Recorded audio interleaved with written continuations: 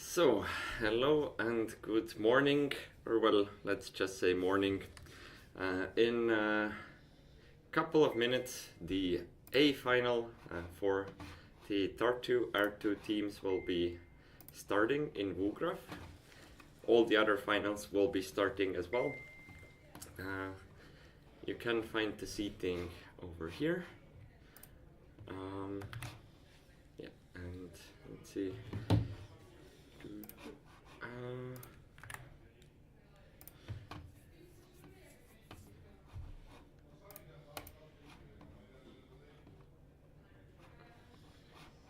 Well, I think as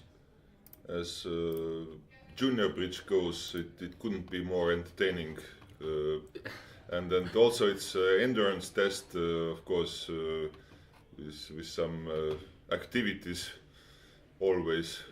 So Yes, there have been many activities both during the official schedule and outside of it.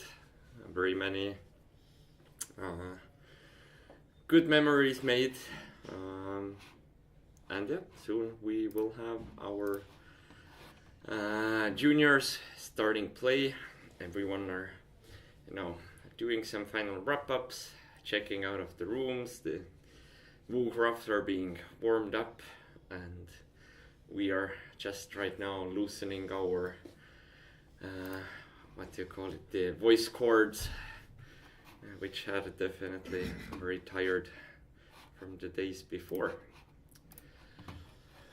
Until then, we can do a quick reminder as to what's been going on. Okay, in this view you can't really see quite well the results of the teams, but I'm not gonna change the stream layout right now. Overall, the top 4 teams being Norway, Germany, Estonia, under 26, and the Czech Republic. And let's commemorate the unfortunate guys who didn't make it. It's Estonian women, Latvian U26, some Netherlands guys, etc., etc. So it's not exactly random guys at the top here. Yeah, it's been quite the fight.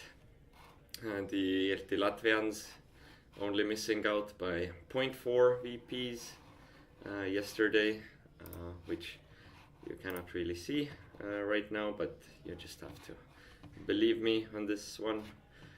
Let me see if I can. Okay, I won't mess up the Vugraf because the Vugraf looks nice when I have it like this. So yes, very many very talented teams, but only 4 of them made the A final. Everyone will get to play today, so yeah, it's going to be an interesting day, especially for us in Vugraf, but also to all the players. And of course, Estonia being the most represented nation. Yeah, of course. Oh, sure. Siebrand will be joining as well at some point. I think. We have some all-star event now. Okay, so then I suggest that you go with the first round, and I expect that the Czechs might be there in the second round or third. Oh yeah. So then I might comment that. So we are not here like although it's I think more fun when you when you discuss it in a group. Yeah, absolutely. But then yeah, if you want, you could join. I'm sure it will be so let's more fun. Let me join from the next match, because now at least I can look at the car, pack things, and have breakfast. So. Right. Obviously, you woke up early, and you're very fresh. Yes. Very fresh. Thanks. I think even though the official schedule on the event, let's see how we can make also the commercial break here, like this best Estonian mineral water. Yeah, so the official schedule says it will start at 9, but clearly the weekend has been very taxing, long and taxing, and And yeah, and until then, let's keep an eye on it. I can play some BBO tournament, so just for the fun of it before we get started. Let's keep an eye on it. I think we should even see a notification for the WooGraph. But until then, we can just enjoy. Yesterday there was Kahoot, so there were many questions about Estonian bridge players. Oh, a live WooGraph has started. Let me wrap this one up.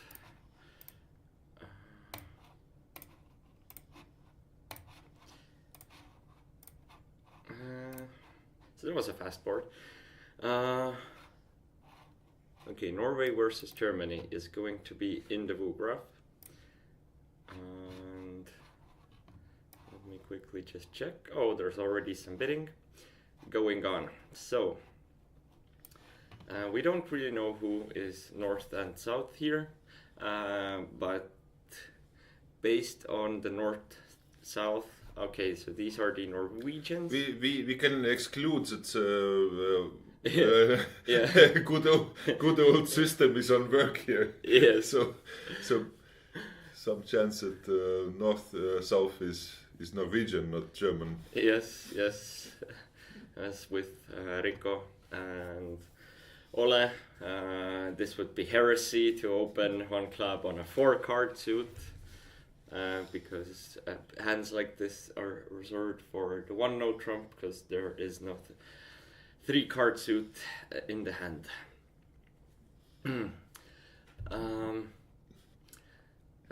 Right, in the first board we see 4 hearts being bid and... Not make? Yes. Well, there's a club loser, there are 2 diamond losers, and that's it. Why would it not make? Oh, I thought that the defense started with taking tricks, but okay. Yes, so they started off with the diamond, which went to the ace, but now there are just 2 diamond losers. But one of the most important key elements of this deal is to play your diamonds correctly so that you retain the potential to take the last trick with the 7 of diamonds, the beer card, as we all know. Especially in Sunday morning. Yes, can come in handy. You can cash it in from your partner straight away. So definitely, let's see if East will remember to retain the combination so that the 7 of diamonds at least could be played last. The opponents can try and stop this play, but there's still good play to take the last trick with the 7 of diamonds. Let's see if East will find that line of the clearer play. And then North will be very aware what will happen next. Yes. Oh, see, the opponents are making are already assisting in the line with. But now, see, Key moment coming. East has made a fatal blunder by discarding the 5 of diamonds. Oh, and now the 7. No, this is awful. Maybe it's WooGraph error. It hurts to see, actually. Yes, this was definitely a mistake by East in this. 7 of diamonds was just discarded. Squandered. Oh. Yes, but the opponent wasn't playing along. Played the last round of diamonds, and that's it for this hand. You had to take the spade finesse, and it's 420 to east-west, and we are off to an interesting start. Do you need a chair? Maybe, I think that would be nice, yeah. I'll go get one. Yes. No, actually, come in here. I think 2 is enough for this company. Thank you. So, hello, Sibrand. Good morning. How are you doing? I'm good. You look fresh. I've had some coffee, so... That's what I was going for too. Yeah. Coffee. Cheers.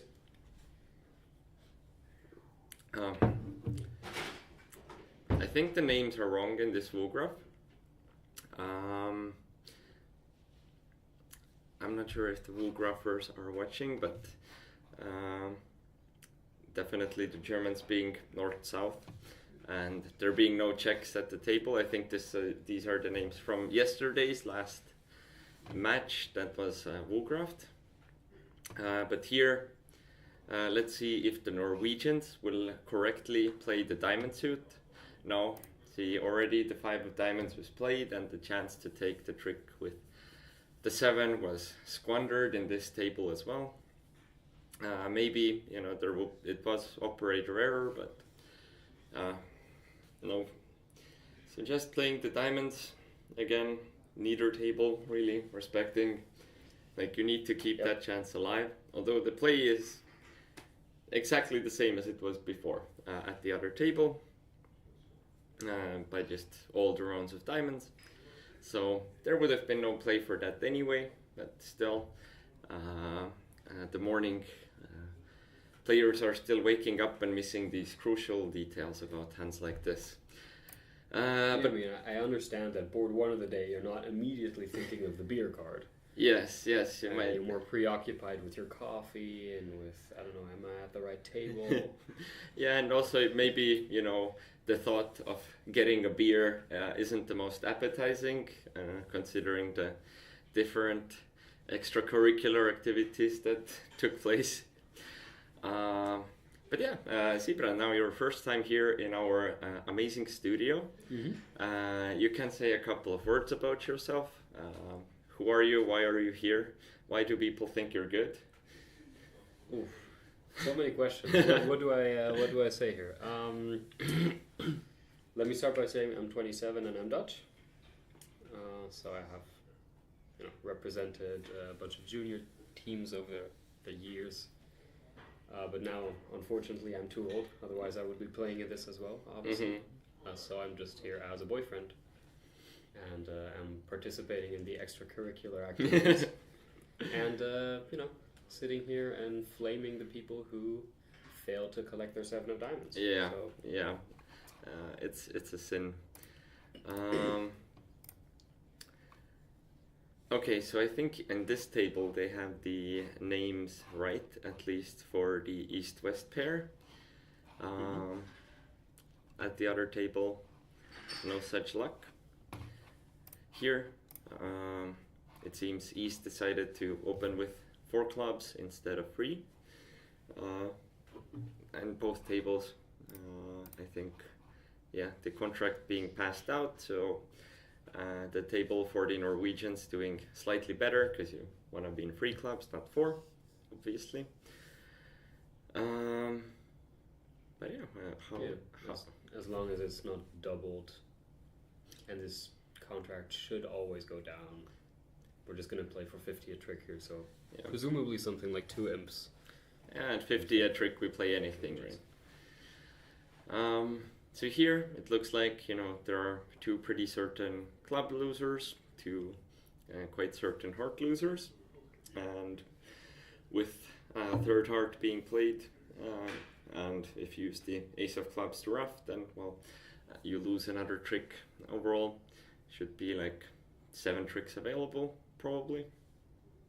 Yeah, of course now a diamond is being established, which is a good start for Declare. Yep. So now, obviously, playing diamonds on your own, you wouldn't really have the time or the patience to establish it, but here, the lead of a diamond did not set the Germans off to perfect defense, but regardless, it still looks like there will be 2 club tricks and 2 heart tricks and a spade coming in, barring any mistake from the defense. Yeah, I mean, it's going to go spade to the ace, king of diamonds, diamond ruff, which establishes the last diamond. So there's going to be some hope here for Declare. He'll play the second spade up to the king. Or North will ruff this. And yeah, but this will give away North's physical trump trick, right? Yeah, that's true, but by not allowing Declare to cross. Although this seems strange, this sequence of plays. I think maybe this was the... I would expect this to be the king of I would expect King of Diamonds Yeah. first, Yeah, and not killing the entry. yeah, Because if this is what happened here, then North could have roughed, and Dummy would just have died. yeah. And Declarer will never get to catch the King of Diamonds. So I presume the King of Diamonds is what actually was played. And then again, everyone else is playing a spade, so maybe something strange going on. The Wugraf operators also, still warming up, trying to read all the cards. Yeah, here I think possibly something happened. It was a claim for 1 down, and 3 imps go to Norway. So here we can see that East-West could, in fact, to make 8 tricks and clubs. Yeah, I'm not sure how you manage with 8, to be fair, with good defense. So how do you get to 8 exactly? Did you have 5 club tricks? Probably, due to the split. Oh, you have 2 spades, and you don't really have time to establish your diamonds on your own.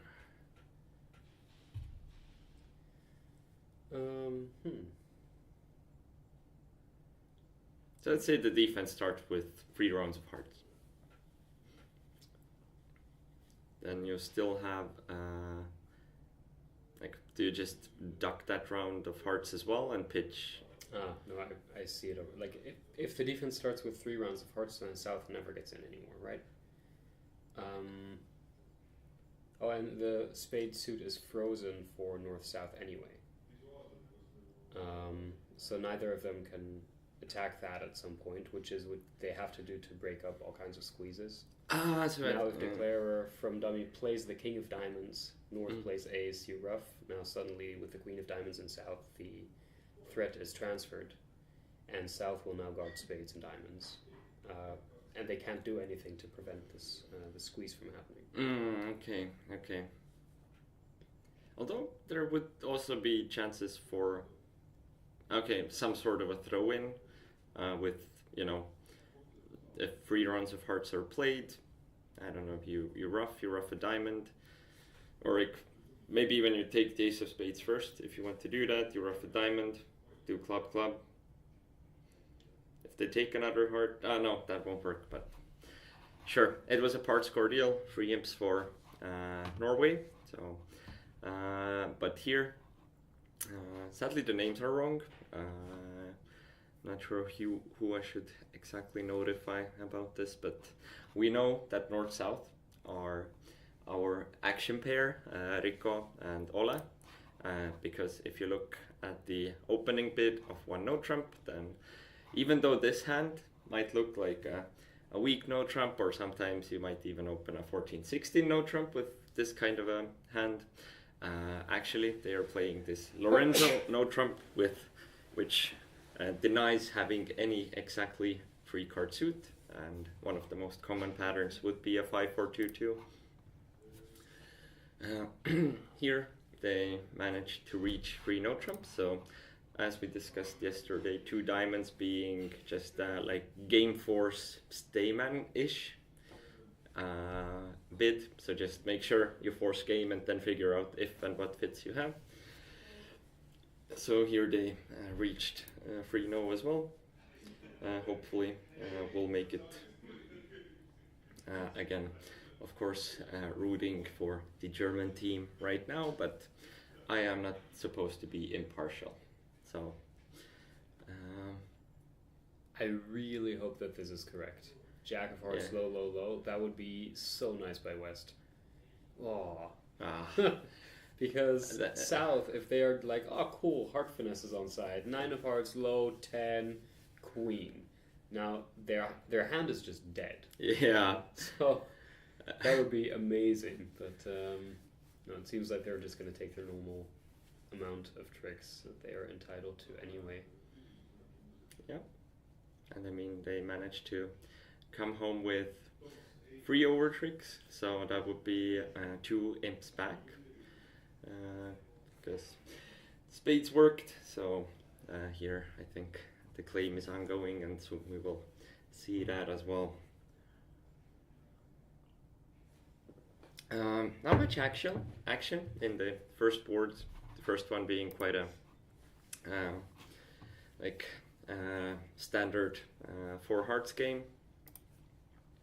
The second one being having some action potential with the hand with long clubs and the void, and here being a 2-suiter but a really bad fit, so both teams avoiding any big numbers and disasters, especially the fact that on the looks of it, there's a spade fit, there's like things we can rough into the shorthand, but overall 4 spades would not be a very good contract, so both teams managed to avoid. And here, if we look at double dummy, we can see that 6 of a major can be made, but that's only due to the favorable split in the spade suit, and also the favorable heart situation.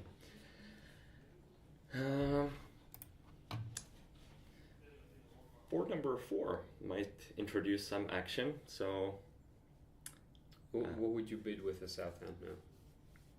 Probably just 3-0. Like, I have an ace. I need so little in clubs from partner to just make the club suit run. So, seems to have a good chance to just take home 9 tricks from clubs and then something. Yeah, seems pretty normal. You're not really worried about the hearts. Yeah. In these situations, I would also think, I'm just going to smash 3-0 all the time. Hope that they get off to a bad lead. Or we simply, per force, can make this. So I think it's completely normal to see this table bidding 3-0, receiving a heart lead, and just going 1 down off the bat. Yep. And then they still need to probably solve clubs for only down 1. And I wouldn't call it a bad bridge. Yeah. It's just kind of normal. Yeah. Then again here, technically, wait, no. If we rough 2 hearts, let's imagine they reach 5 clubs. You would need 2 heart roughs, but then that kills the chance to actually get the queen of clubs. No, because the hearts are north, right? Like the shortness is south. Oh yeah, wait, then that means 5 clubs actually has play if you guess the queen. Yeah, right, it's the morning. So you would only lose a diamond and a heart, and would need to guess the queen of clubs. Assuming you play 5 clubs, but here on this hand you kind of want to avoid giving information, and it's somewhat unlucky that this just happened. Generally, like if you do a club transfer, then show a heart shortness, you should be more like looking towards a slam, and this hand is just otherwise not very slamish.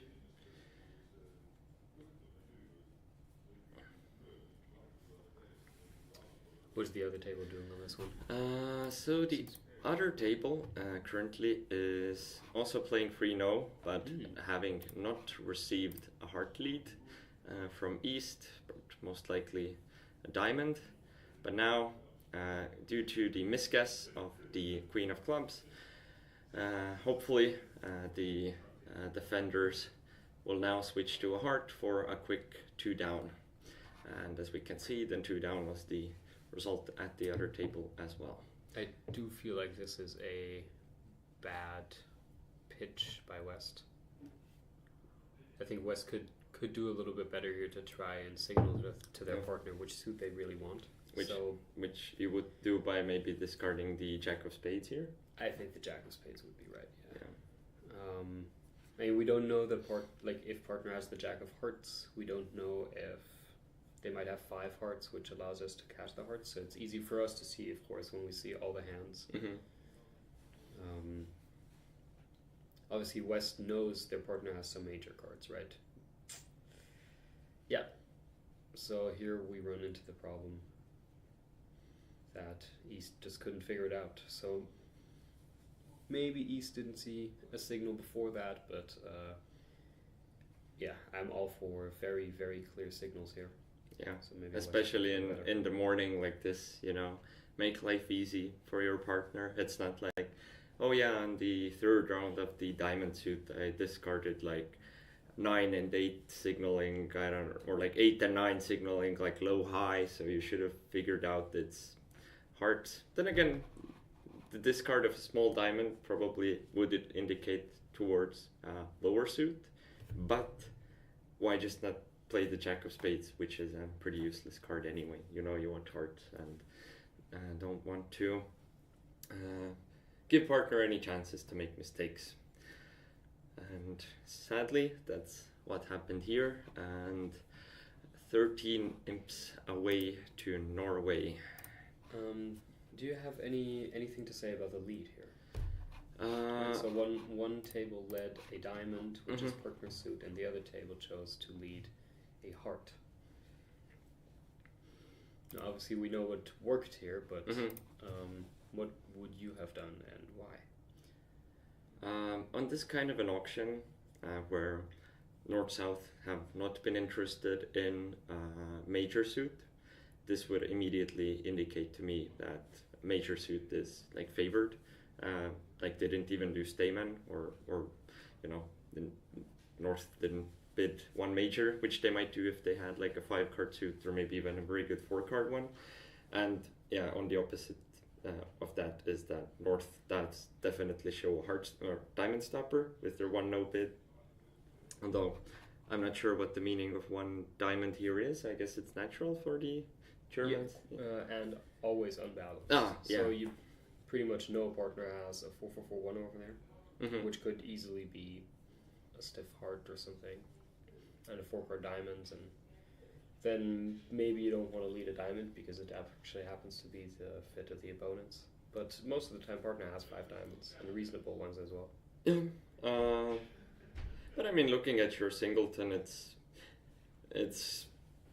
seems like the diamond lead will probably not achieve that much, and I would be leaning towards 1 major suit. Not sure if hearts or spades here. Probably just play your longer one, and good things may happen. This is also a very specific combination of cards that allows us to kind of take 5 heart tricks. If partner had a 3-card suit, then there almost never be any play for the hearts in our hand. But yeah, I would be leaning towards a major suit lead in this kind of a position.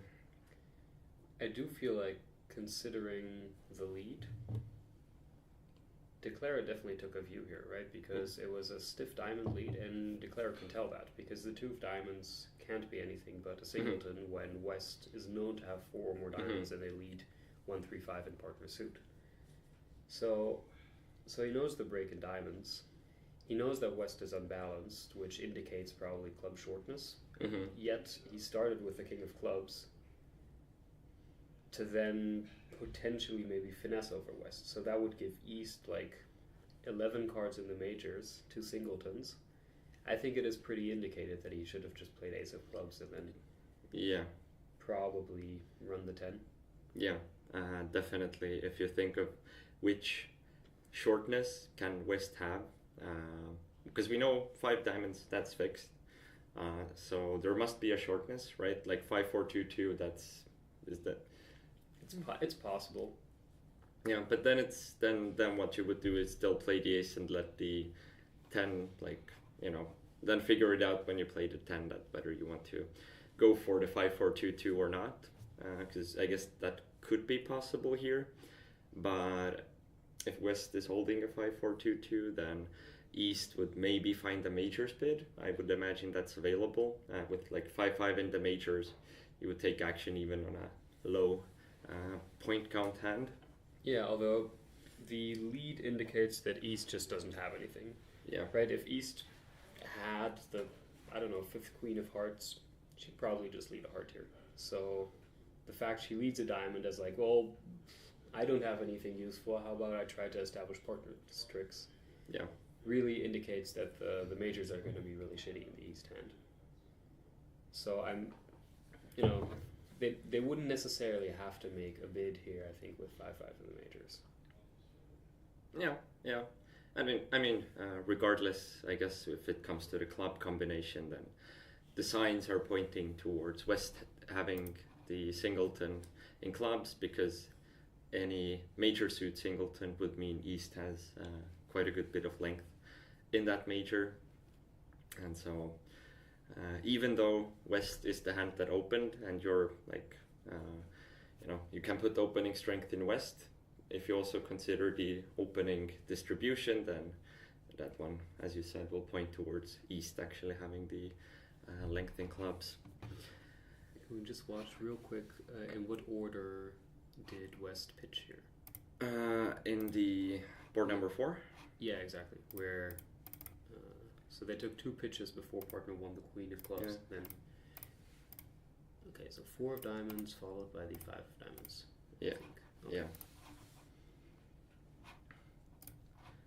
So definitely discarding small ones, but here, like, you need partner to figure out that this is the situation, rather than just discard the most likely useless jack of spades to give a much clearer signal. Partner might not always follow the spots, or maybe they blink, the trick goes, and you might be that, wait, what was exactly the order? Sometimes it happens, these little brain farts, especially when it comes to small cards, but jack of spades is definitely much harder to miss in this way. In the meanwhile, there has been a board being played that we paid no attention to, but it's a part score board. At least one that brings something back for the Germans. So in the table that we had, 1 spade opening, 3 diamond bid, which I imagine is something like mixed raise, maybe. And it looks like it's probably going to be 10-11 with a 3-card support, right? I mean, it doesn't look very mixedy with only 3-card support and balanced. Yeah. Then again, not the greatest 10 count I've seen in my history of playing, but the Queen Jack of spades are pulling some extra weight, and the Ace Queen of hearts are also co-located. So I think if the Queen of hearts was in diamonds, then the hand just becomes so much worse. I would definitely downgrade it too. Yeah, for sure. I mean, with 4 triple threes, I tend to be a little bit pessimistic. Mm-hmm. Nice little pickup for Germany here. Yeah. Reducing the gap to 9 now. Yeah, so we can go check what happened in the other table. Lorenzo happened, so no Trump, invitational ask, because it can be 12-19. Mm-hmm. 2 diamonds, I don't know what they have it systematically. I think 2 diamonds is like any minimum here. 2 hearts being just now trying to explore a major fit, and 2 spades being natural-ish oriented, most likely, and South knowing a minimum and holding, like we said, a pretty crappy 10 count himself, decides to pass, and 5 imps come back in a very deserved way. And not really much action for the opponents to take either. All the hands here on the east-west side, they just look like, sure, 2 spades might go down. The opponents are playing a weird system. They might not even have a spade fit, like if they are not sure what's going on. So in the meantime, I do think that board 6 is quite interesting. So they get to a contract of 1 heart doubled, which unfortunately in trick 1 on a trump lead declare failed to go up with the queen. Had he done that, he would already be in quite a good position to take potentially another rough somewhere. Although it seems like it might not end up costing him, as long as he pops the queen of hearts later on and doesn't fully 100% play for East to have like double to king. Mm-hmm. Which, if you don't put up the queen, maybe is what you're going to end up going for. Yeah, and considering in this sequence, West did redouble, most likely for a strength. So the second double would just say that, I'm penalizing hearts. So, like, you've already seen the queen from East. It seems somewhat unlikely that West would double it on just 4 small, or like a 4th 10. And of course, don't look at the names here in the wall graph. So this is the table with the Germans being north, south. Yeah, I believe both tables right now have Gunde and Baumgart in east-west. Yes. Which is, of course, not quite possible. But it does seem like we know at which table it will be correct, and that would be the other one, not this table. Yeah. And here we can see that most likely the contract will be one down, and we can see the result from the other table, which would be well, we can jump there.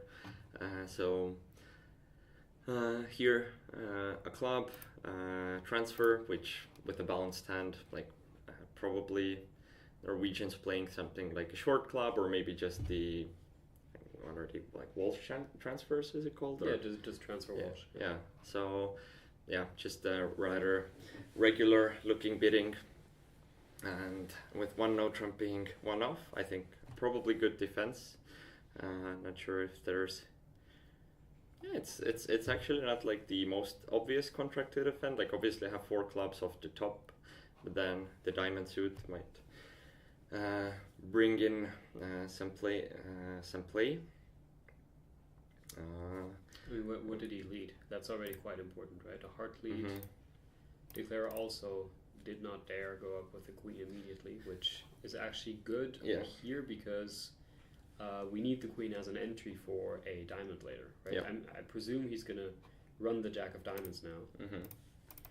And when it loses, he has established his queen, but he needs to get there. So he's actually quite happy when the king is on side, and he did not pop the queen on the first trick. Yeah. And now, what would you continue from east, seeing this dummy? Well, I mean, partner didn't lead a spade; they chose to lead a heart. So I would probably just continue with that. Yeah. So heart back, just eliminating the queen. The Declarer can take the 2 diamonds, but in this they do establish the diamonds for east, and they will cash their 2 rounds of spades, and now it will be quite impossible to gain any more tricks for north-south. Yeah, the other table just went one down, right? Yeah, and with optimal play, it looks like heart could have been made. But yeah, here I believe that if the Queen of Hearts is played now, like, will that provide us enough play with everything else? Like how exactly will we get to 7 where we weren't able to, or like where north-south are not able to do that in no trump, but they are in hearts? Like, where exactly does the extra trick come from in this case? Yeah, good question. I mean, it feels like on a heart lead, the defense should always be able to just limit declarer.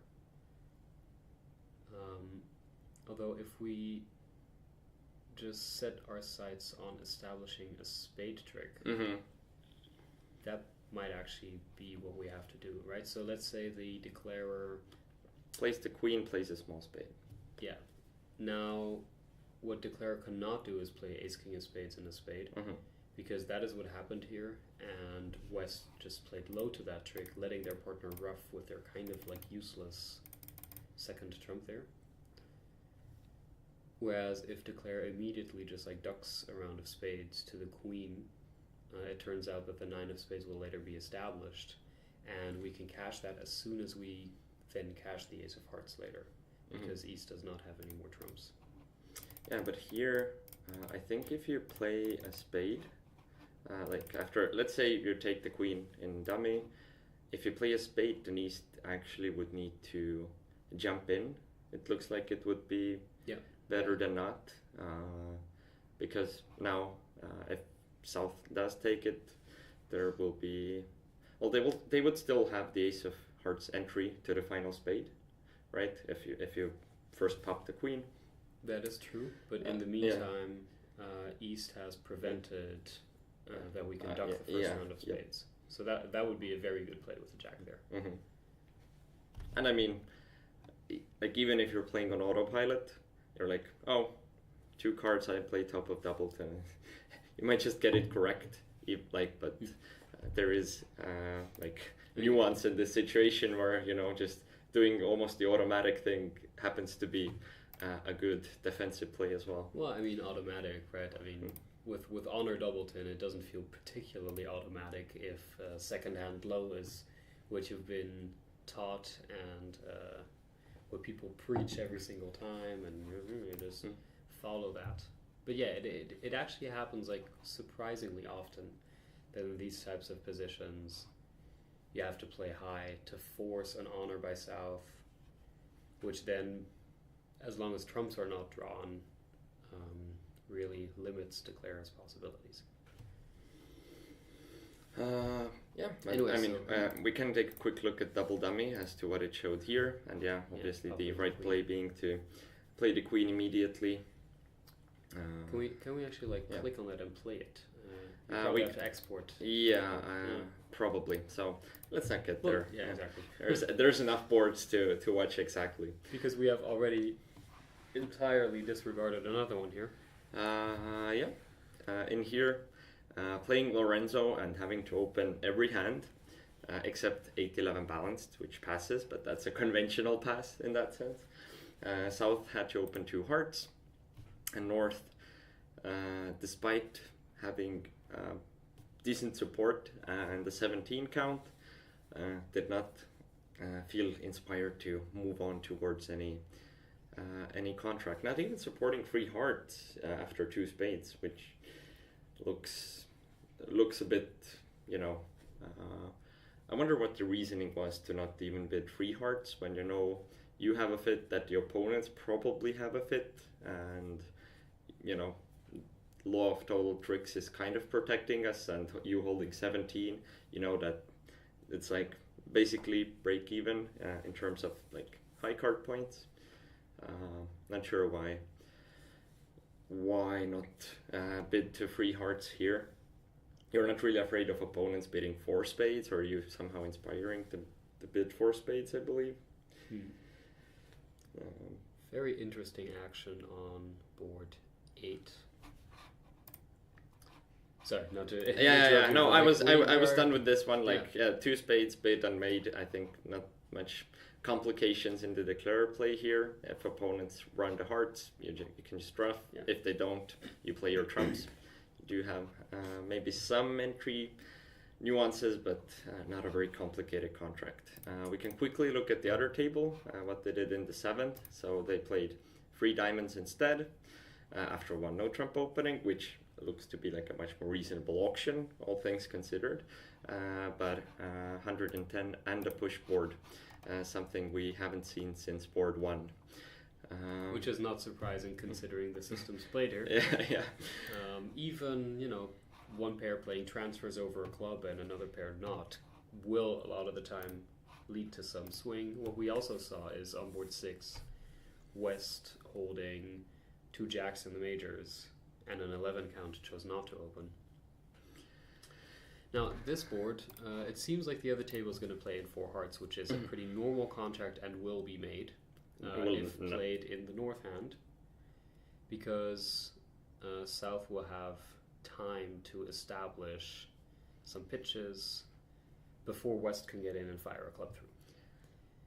Yeah. Now I think Declarer did not do so well here, because the Queen of Hearts lead here definitely indicates Queen Jack small. I mean, it is such of you to just bang the Queen of Hearts out there with like Queen Doubleton or something. So I think what Declarer should have maybe done is just pray, look cool as a cucumber, and immediately play a low heart. Yeah. Right, you call a card from dummy and you are prepared if righty plays a low heart. Low heart. Yep. And this way, West, it sounds like they should probably be shifting, because the 4th 10 on the board doesn't feel very appealing for playing another heart, but then again, you might not be able to read the heart spot in East. But West will have a very hard time figuring out that if he plays a club now, they can actually cash 5 of them. Mm-hmm. So it seems like that might give Declare the best shot to actually go out and make some tricks here. Yeah. But then again, West being in is dangerous, of course, right? Yeah, yeah. Yeah, and the play really has to be almost automatic, or the same way you would maybe the same kind of moment of pause you would take with like a third ace of hearts, basically, or even a doubleton that you're just like kind of ducking, or it has to be very, very much in tempo. If you think about it for a long time and then play small, then the opponents will have like, time. Obviously, you can always take the time and analyze the position, but like this breaks in tempo, like if opponents think, then that should be reason for you to think like, what are they thinking about? And if you just play like small in tempo, it's like, oh yeah, this board is like any other run-of-the-mill board. Now something weird's happening. South chooses not to continue with the diamond here, which looks a bit strange in that they don't give themselves a chance to, try and see if the diamonds are running, but if they were, opponents probably wouldn't lead them. Yeah, surely. So I think that is an indication we can safely just take for granted. Right, yeah, other table, 4 hearts just made, as predicted. Because it was a North, on a more normal auction, North did not choose to open 3 diamonds, which I don't hate it, but it turns out to be a very big loser here for North, because the heart fit unfortunately died now. Yeah, for them it's also systematic in Lorenzo with the 8-11 unbalanced, needing to make a choice. So with 4-4-4-1 you would quite often pass and consider it balanced. With 6-4 now you already just 3 diamonds, you don't have any other bid that wouldn't normally make the situation worse. I think in this position it's quite tough. Like you would need some form of agreement as to what to do to potentially explore a major fit, like what would 3 of a major be and what would be expected of it. Like obviously North can hold a variety of hands, like the major suit can be on the side systematically even. So I think there should be some tooling to explore that. I would even maybe say like 4 clubs being a bit like to bid your major if you have one. I think, because I mean, why would you bid clubs naturally ever? So 4 clubs in a position like with this hand, but then again you kind of want to be in 3-0, but then again you kind of also don't, because you don't have clubs and partner is super likely to have at least 1 free card major. So like 4 clubs being available as pick a major, and if you don't have one you can always bid 4 diamonds, and then you can still choose whether to go for like you can choose what to go for. It would be quite nice to have all the options. Yeah. Actually, over a 2 diamonds opener, which I like to play as natural, I do play 3 clubs as Stamen, which is quite funny. And then obviously switched responses, so the other guy can play, which actually on this board would also suck, because you do not want South to be playing. You want North to be playing, funnily enough. Yeah. So over 2 diamonds natural, 3 clubs, it's like reverse puppet, where normally if there's like a 3 diamonds response indicating the presence of a major, here I guess it would be no major. Yeah. 3 hearts is I have spades, 3 spades I have hearts. Yeah, with regular puppet it's of course like 3 diamonds showing a major, and then 3 major showing that other major from the side who asked. But I guess it works out quite nicely the other way around. Does that convention have a name? Have you heard about it, or is that just something you do? That's just something we do. I mean, obviously I didn't invent it or anything, but it's yeah. Anyway, in terms of greater picture here, I believe we have no carryover. Is that right?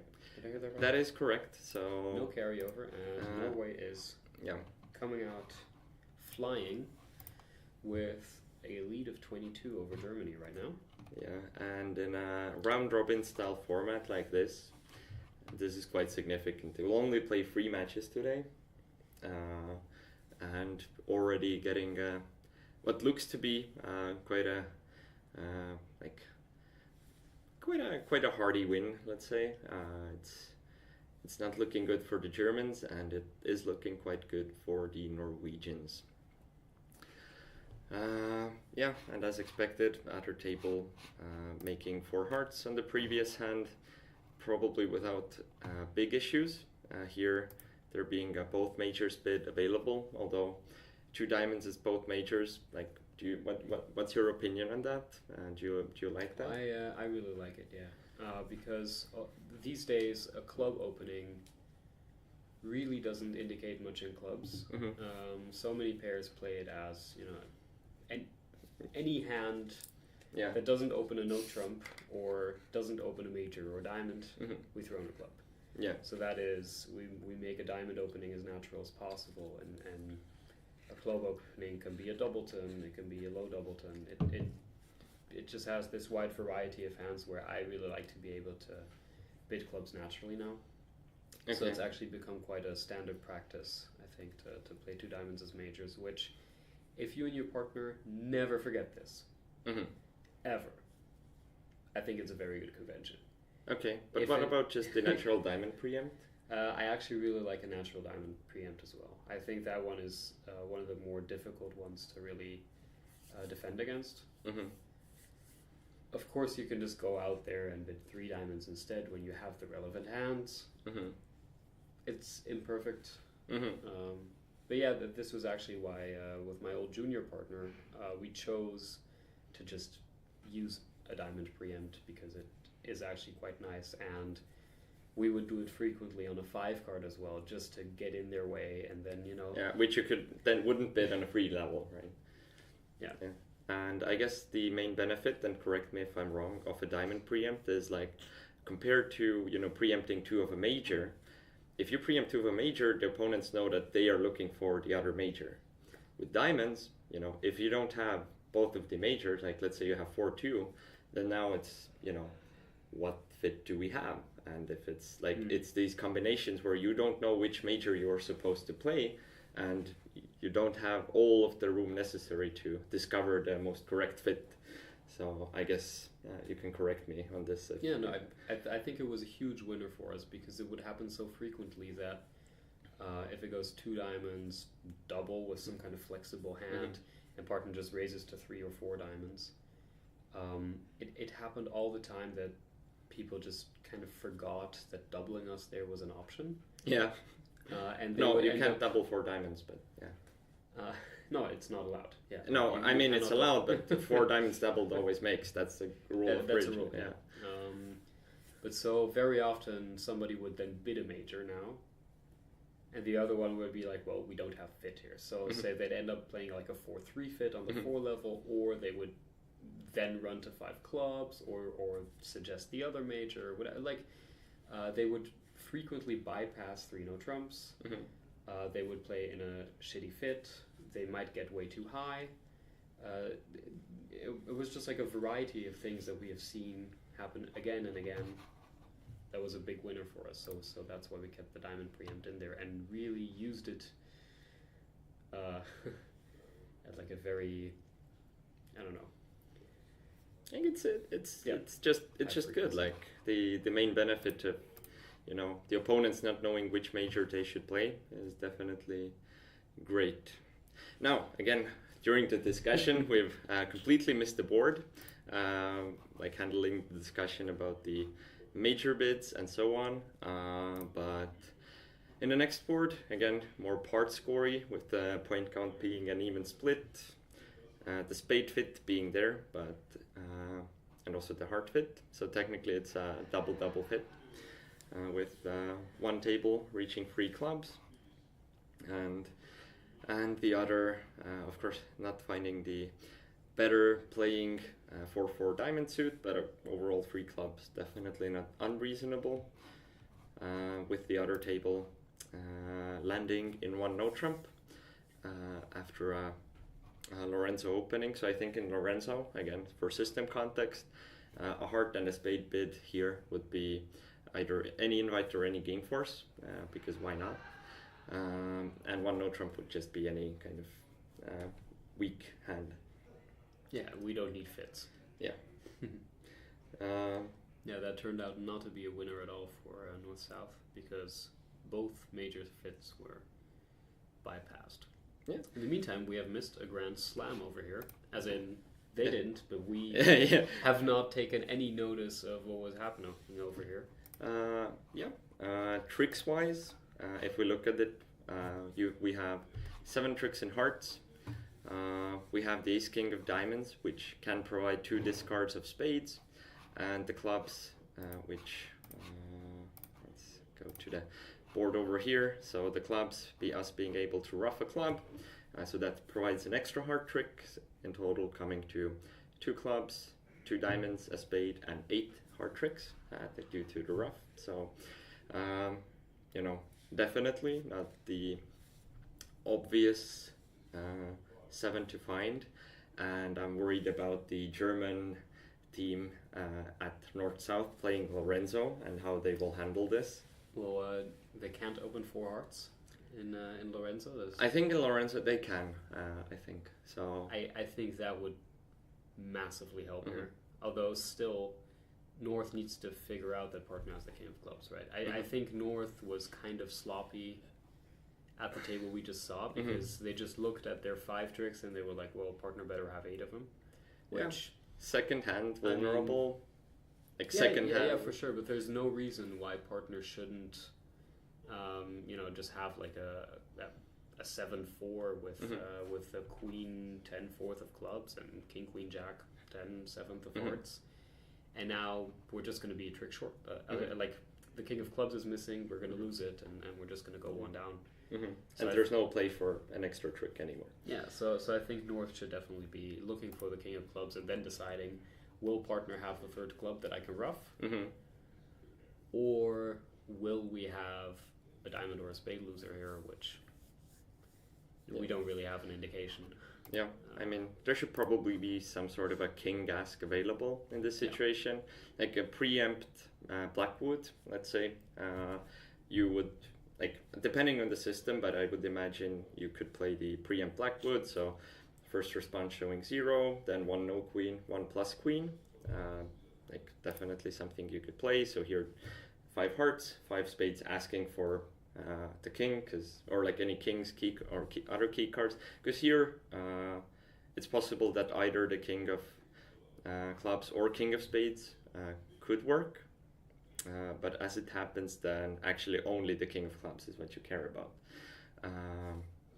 Yeah, I mean, here for example, if we switch it around and South has the empty 3rd king of spades and 3 low clubs, my ace king of diamonds is still going to provide 2 discards, which now we're going to discard clubs instead, right? Because on this board, of course, the 3rd club will just be roughed in my hand when partner has the king of clubs and takes care of that 2nd club. If partner has 3 low clubs, we're going to pitch that instead, but the 3rd spade is still going to be trailing there.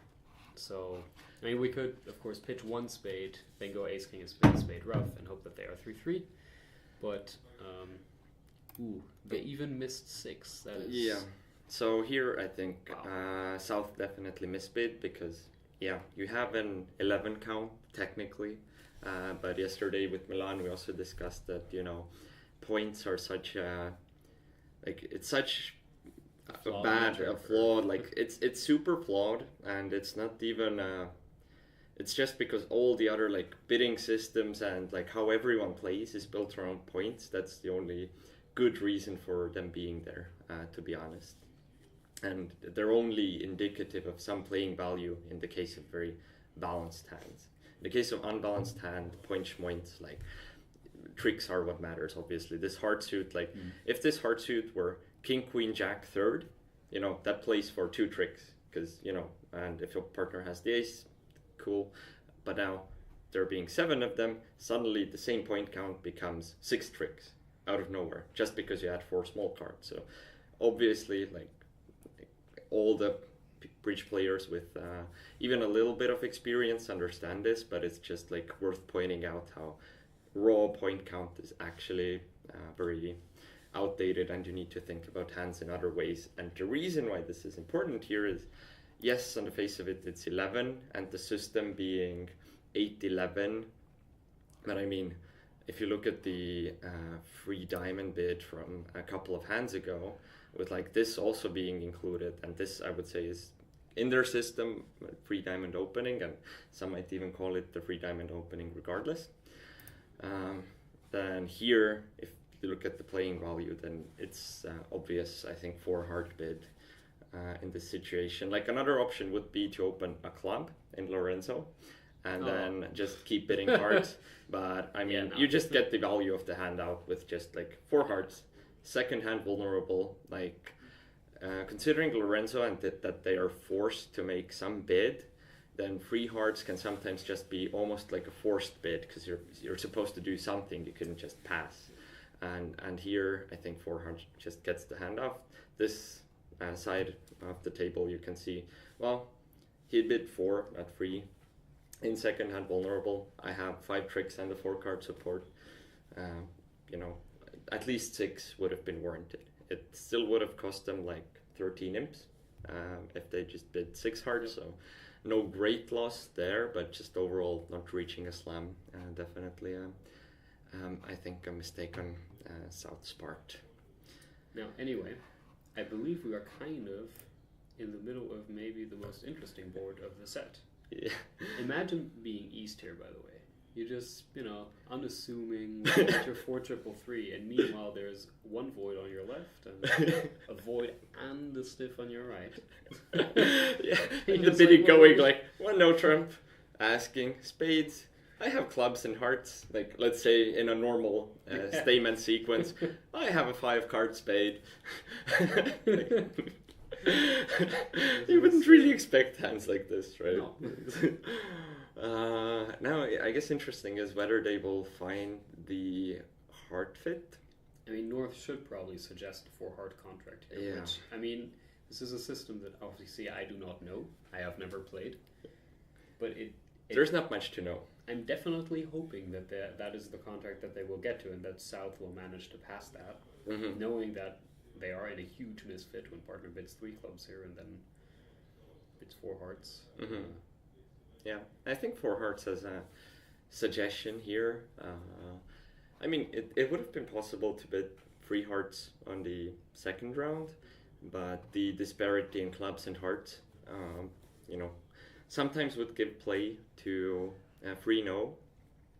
But one of the issues, again, with Lorenzo and the system is you don't really know what's going on, but I think one nuance is that 2 spades actually shows a good hand, because 2 diamonds, as we saw before, would be like just a minimum nearly balanced, and this would show a very unbalanced hand.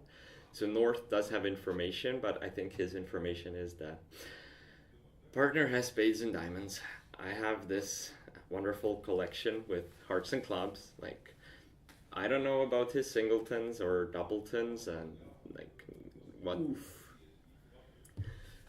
Do you think they're really going to end up playing this with that shape? No. Okay, good. Yeah, South so manages South to pull. still will pull to 4 diamonds, and I think North would now suggest 4 hearts here, and I think South should 100% pass this. You have the doubleton heart that you haven't shown a partner is bidding hearts to suggest here. It can't be that he wants to play diamonds.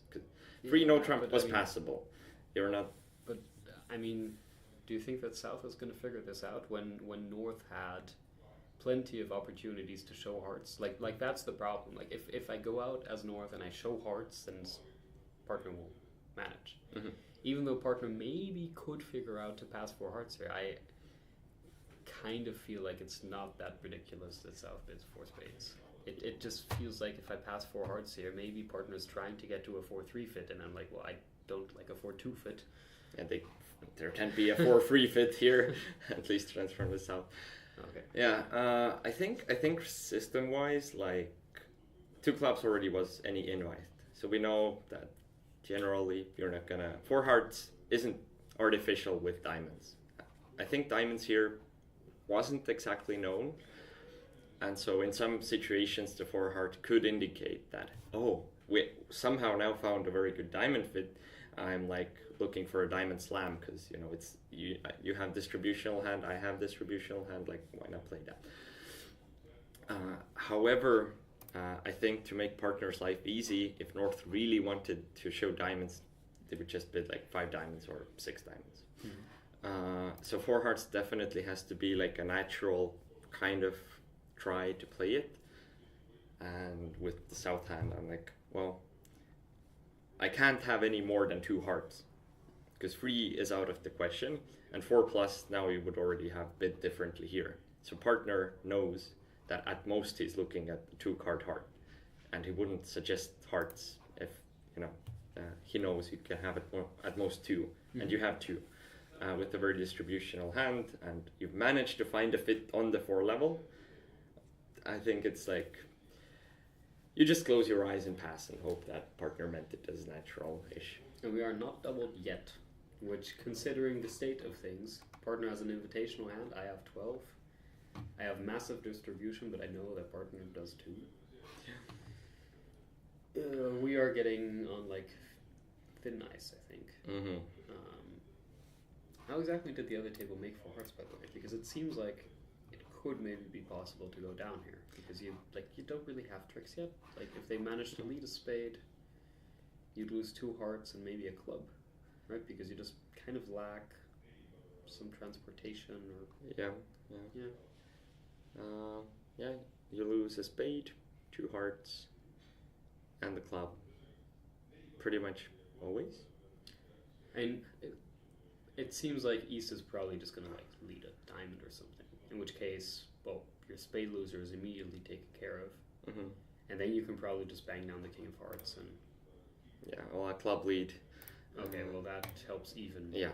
Now this board is done, but yeah. I fail to see how, with the spade lead and heart switch, how do you get to 10 tricks? Because you have always 2 heart losers and the spade loser and the club loser. And I think you're cooked. You're just completely cooked, aren't you? Yeah, but double dummy says that there's always 10 tricks available. Oh, double dummy. Yeah.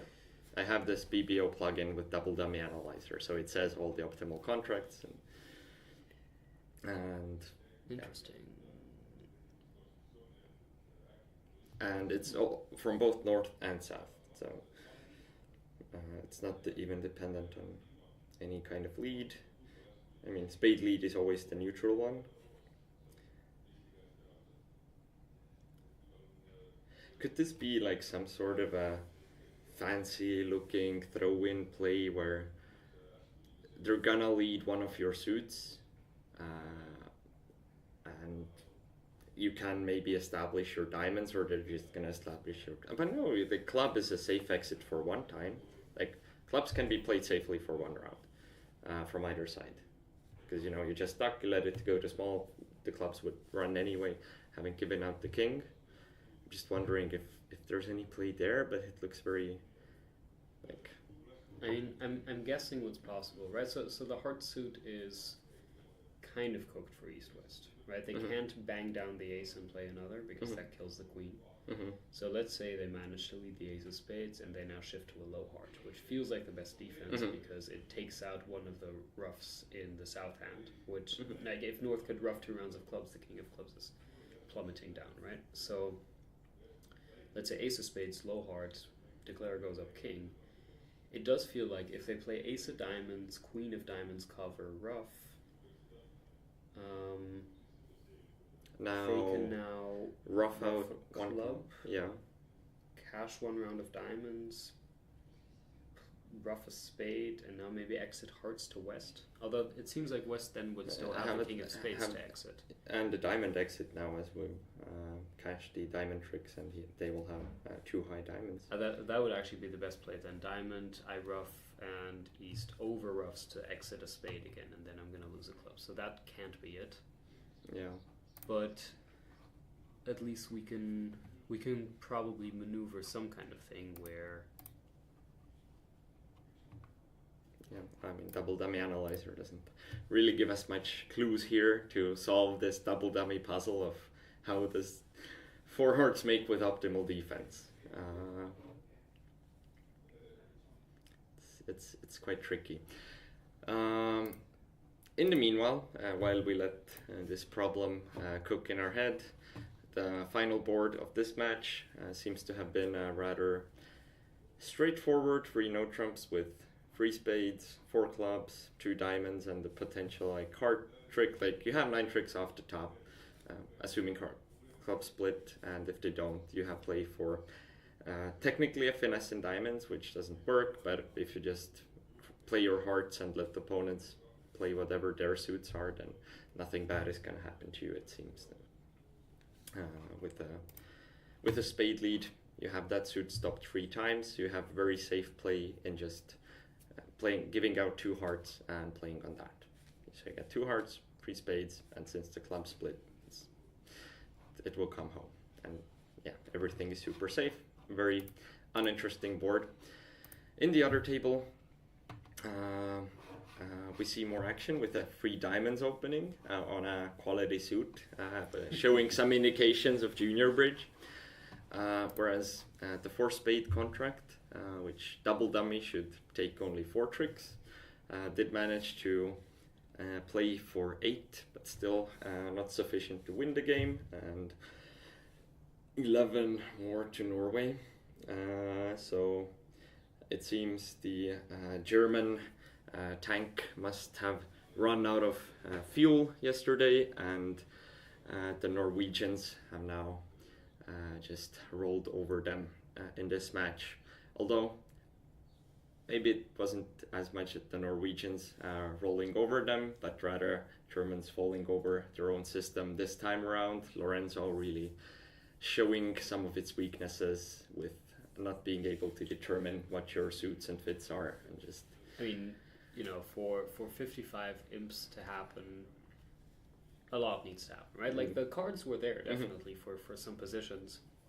But, I mean, they failed to beat 3 no trumps, where they could have taken out 5 heart tricks, even though Declare didn't manage to guess the clubs.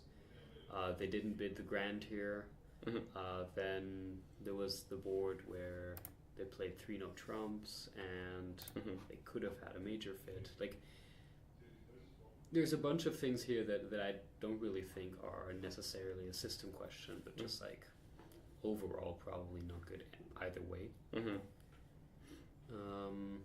Yeah, board 11 is kind of a system question, or like a within my system. Sorry, I still probably have to maybe figure this one out. But yeah, one thing that could happen with, let's say you're playing a normal system with South having 1 spade opening, then one very nice convention to play is 2 diamonds as transfers to hearts. And here South has definitely some bid available to indicate the good hand and possibly a doubleton heart. But it's a funny hand because the spade combination is, you have long spades and the spots are good, but spades itself are just like running off the top. So it's actually a very hard hand to evaluate. But I mean, even after a natural 2 heart bid, let's say 1 spade 2 hearts, if that were, you know, what would you actually bid in natural system with this? Playing regular natural, it goes like 1 spade pass. What do you do? Well, just 2 hearts. And what are you gonna do, right? Yeah. Like your hand on its own is so powerful. If you give partner a kind of random, let's say 5-2, 4-2, we're always going to have play. You could even probably give partner some kind of hand with singletons in both hearts and clubs, and I will still make 4 hearts. as long as it's like, you know, stiff honor and hearts. I might not even need an honor in clubs. Like I just have so much trick-taking potential here. Yeah. That I just have to show it as a game forcing and try and locate the best fit. Would you, assuming more natural-ish methods, would you consider a 2-club bid first, planning to show it as like a 6-5? No, never. With the hearts being significantly lower in quality, or just you have a major, make sure partner knows it. Yeah, I mean, yes, the suit quality is so much lower, but if I bid hearts first, I will probably have the chance to bid clubs later, or I will choose not to care. But if I start with clubs, it will be very, very difficult to convince partner that indeed, with his stiff ace of hearts or something, we are meant to now be playing hearts. 4 hearts, right? Like I just cannot convey this message anymore, and it might well just be our best contract. Yeah. I guess the point is that clubs would play better in a slam if you find that bid. If partner has more material, and hearts will play better in a game because you need only 10 tricks for a hard game. So exactly. The objective would definitely be leaning towards finding a 4 heart game if it's possible. And if you start with 2 hearts and partner shows like a good hand, but doesn't show many hearts, then now you can kind of at some point maybe bid a 6 clubs out of the blue, and partner can maybe put together that you actually had very good clubs as well. And if the bidding suggests that you should be in slam, then that's probably an option. But very tricky to bid these hands, and especially if it's like super misfitting looking. But yeah, I guess spade, 2 hearts, some bid probably 3 diamonds, depending on like if there's any system available here. Yeah, I mean, I definitely like a 3/2 bid in a 2/1 auction to show some extras, which you are not far away from. Especially like Doubleton King of Hearts and avoiding clubs is nice. Reverse those 2 and opposite a 2 heart bid. Your hand sucks. Right? The King of Hearts becomes very good over the heart bid, so you can make the upgrade to show the diamonds, because you always have to run out to hearts in case bad things happen. Whereas having a void in partner suit significantly reduces the value, so you can bid 2 spades as an initial like neutral minimum-ish. Yeah, I mean, usually I play a gadget here where rebidding 2 spades is 5 exactly spades, and bidding 2 no shows 6 or more. Yeah, because it just allows to distinguish. When you bid 2 spades, partner kind of like temporizes with 2 no a lot of the time, and then you get to bid your minor, and partner knows, okay, you are in like the 11-13 range or whatever. I think that is kind of nice sometimes. It doesn't solve every situation, obviously, but here you have a really tough problem regardless. Like, are you just going to bid 3 diamonds and show your second suit, or are you going to show a 6 card spades first? What is your plan later on? Because over a 2 heart bid by partner, your plan is definitely going to be to at some point maybe suggest playing in hearts one way or another. Yeah. But we're definitely never going to end up in 3-0, right? So if regardless of whether I choose to show my 6 spades or choose to bid my diamonds, I will later on then suggest hearts in some way. Here's Mr. Piriselt, who unfortunately just did not have a very good time, did he? Things happened. We saw our table things happened, other table things happened.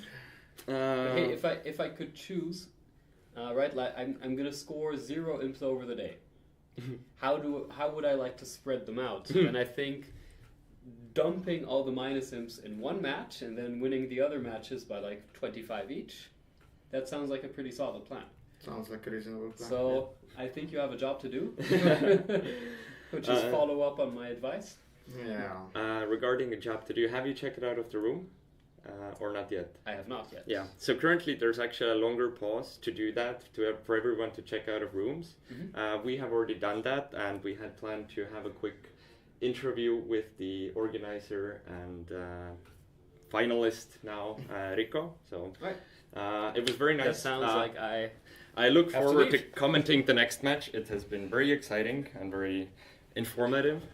Very interesting boards as well. Like, Absolutely. I think you have a lot of insights on these, but Right. Thanks, guys. yeah, thank you. So let's switch to the interview mode, and the camera is amazing. You need to sit back a bit to support it. So Rico, what are your first impressions from the match with Norway? How did it feel behind the table? You know, sometimes in bridge, everything you do will be bad, whatever you decide to do, and that's how it goes. Also, the boards were quite interesting indeed. Yeah, there was so many distributional hands and things, and just Lorenzo kind of had to open one no trump, which you don't really want to do too often. And then sometimes you have to open 3 hearts, and then you know, your partner just decides to do 4, and you know. I think on that board, I would say, like, what's your 4-heart opening? Systematically, what's 4 hearts? There is no systematic agreement. Then I think you should open 4 hearts. Okay. Your hand is way too good there for 3 hearts, which it's just that you kind of have to open systematically some hands, because otherwise you would bid 2. And you just have such a good heart suit, just open 4 hearts. That's what happened at the other table. So, and they were lucky. They just asked, oh, I got 1 ace, I just bid 7. 7 definitely, without knowing the king of clubs, would have been bad. I don't know if you would have had a way to find out the king of clubs, but yeah, the other table, I would say they were lucky to be in 7. So if you find 6, you're still losing 13. So you can keep that in mind. Not a great loss to be in game, if only moral loss, let's say.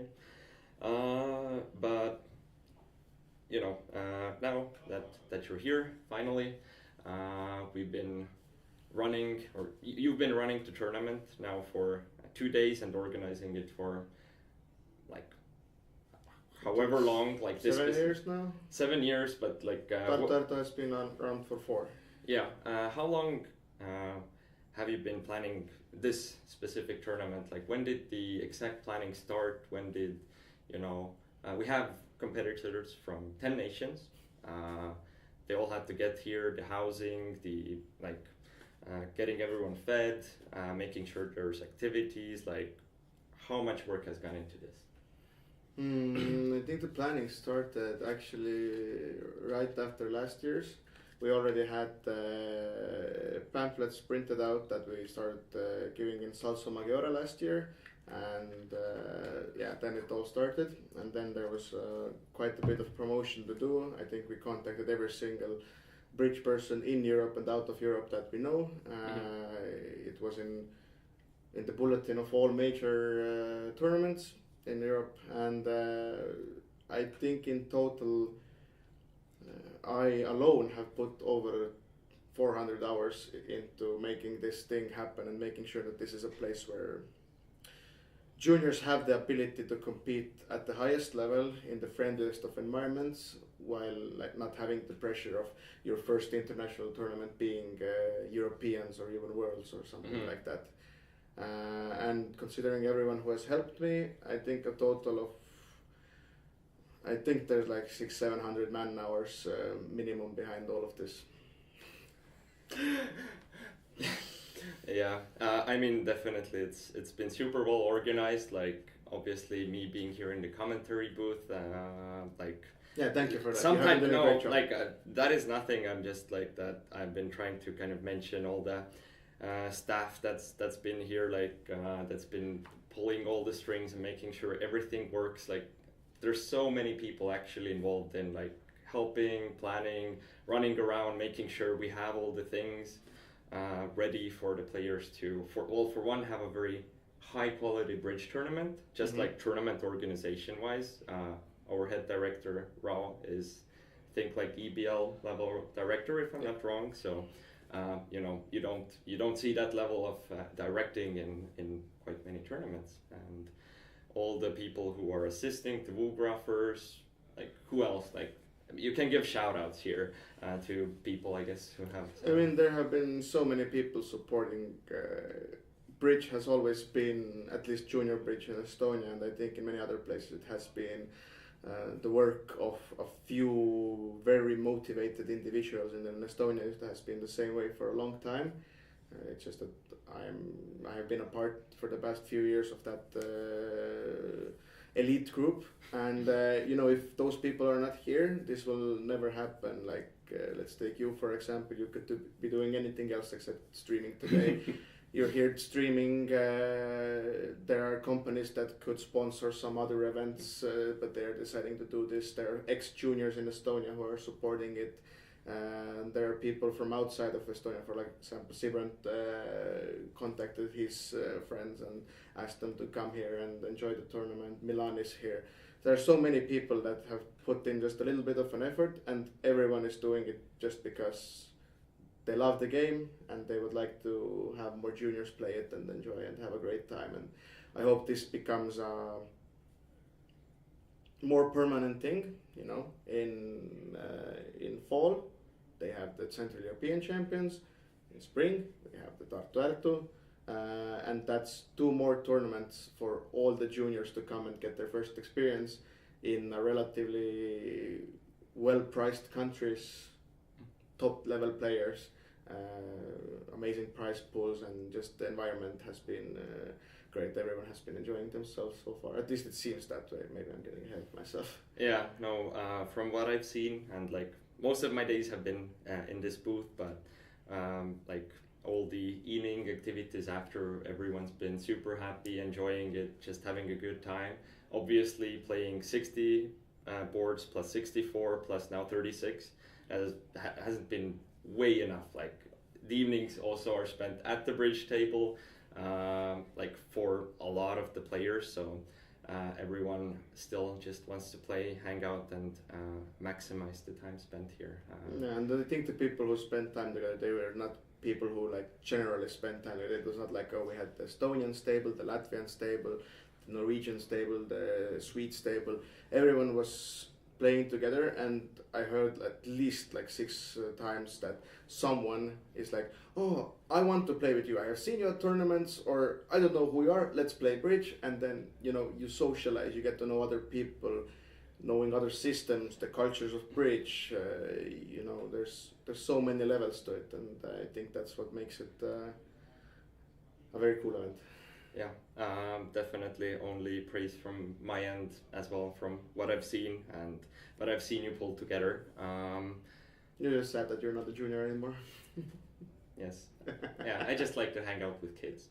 But where do you see Tartu Ärtu in, let's say, 5 years, maybe 10 years? Like, are there any goals, any dreams about it in terms of number of participants, number of nations, and so on? I believe Tartu Ärtu, like my goal is to get it as a staple event. This is like something that people know of and people actually consider coming to, and this is like just like a side tournament to all the official EBL ones. And like in the end, my goal would be to have it kind of like a bridge festival, maybe something similar to Madeira or Pula, and then if it gets to that point, but it's only meant for juniors, and we actually have maybe a week-long event or something like that. Considering school, that's gonna be a bit difficult. But no, we will see where it goes. But the goal is to expand every year, find more players, find a more suitable time. Next year, probably a bigger hotel. This year was fine, but next year maybe we need a bigger one. Yeah, because we just don't fit into a hotel, and it's not a very small hotel either. It's like, and there are specific agreements, like just like in Veldhoven, that like a few years ago, that it has to be a place where you can sleep, eat, and play in the same area, so people have a chance to socialize. If we do it in a sense that okay, we play here, and then you will be accommodated in 3 different hotels near that place, never gonna work. And this is not the goal of juniors. It needs to be a place where it's everything in the same place, so people have the opportunity to socialize and find new people to hang out with. Yeah, I guess here we had the benefit of just booking the entire hotel for ourselves, so it's really just the bridge players. I guess with bigger hotels, the size might not match so precisely to the number of people, but let's cross that bridge when we get there, right? Yeah. Which is in about a month, when we need to start planning the next one. Yeah, like you said, that you might see this event, and then it's how do people from 10 different nations fight it? You said in July you already had the event in bulletins. I think you started planning it way before that. Like you started planning this year's event before I think last year's event had taken place, probably. Yes, briefly indeed, but it's it's the people, it's the socializing part that for me, bridge is a social game. I know that I will never be a professional player playing for big tournament prizes and everything like that. I enjoy the play and I enjoy evolving every single step of the way. But my goal is to create these tournaments. This is what I like doing. This is what I want to be doing, and this is why I do. I know almost every bridge player here by on first name basis, or if I didn't before, then I do now. Mm-hmm. And it's about knowing people and like spreading the word that there are these opportunities to play. For example, I think 2 teams of Poles are here, and 7 of them this is their first international tournament. Otherwise, their first would have been this year's Europeans. And like for example, with the Polish, they have so many youth players. There is no there's a very little chance you actually qualify to play the Europeans or the Worlds. So there needs to be some place where they can play. Or at the same time, if you look at Serbians that came here, they don't have very many bridge players. They don't have enough to put together a team for the Europeans, and the Europeans will be a bit more expensive for them. So they came here to get their international experience, and that same goes with Latvians. The same goes with the Estonians, and then the Swedes and the Norwegians are here, and the Czechs who want to win a tournament, and then, it's very interesting. Yeah. So the level of play is definitely something you would expect from some European level junior event, and saying that after we lost by 5 teams. Yeah. Well, I mean, at least your opponent's level is. So I think a great event, and a huge thank you. I don't know if you get this enough, but a huge thank you again for organizing. I've seen the number of hours you put into this, and it's been amazing. And like you said, it all lives on the backs of basically volunteers and people who love the game, want to give back, and it's great to see you doing that. And all the people around as well that you've pulled and gathered and just have united for this common purpose. In the end, like when I get old at some point and I retire, hopefully I live that long. And if I retire, let's say at 70, I would like to see that when I decide to retire that year, I will see a bulletin, or I will see a promotion material that the 67th Tartu Ärtu is coming now, or like the 54th Tartu Ärtu is right now coming, and then build a tournament that has history, because like everything had to start from somewhere. And if we manage to get the reputation of the biggest, or like the second biggest compared to the Central European, the biggest non-EBL junior event in Europe, I think that's gonna be an amazing result, and that's the least I'm aiming for. Yeah, that sounds like a great vision. Anyways, thank you for organizing. Thanks for the interview. Thank you. I guess we will return soon. Currently going on a break, I think.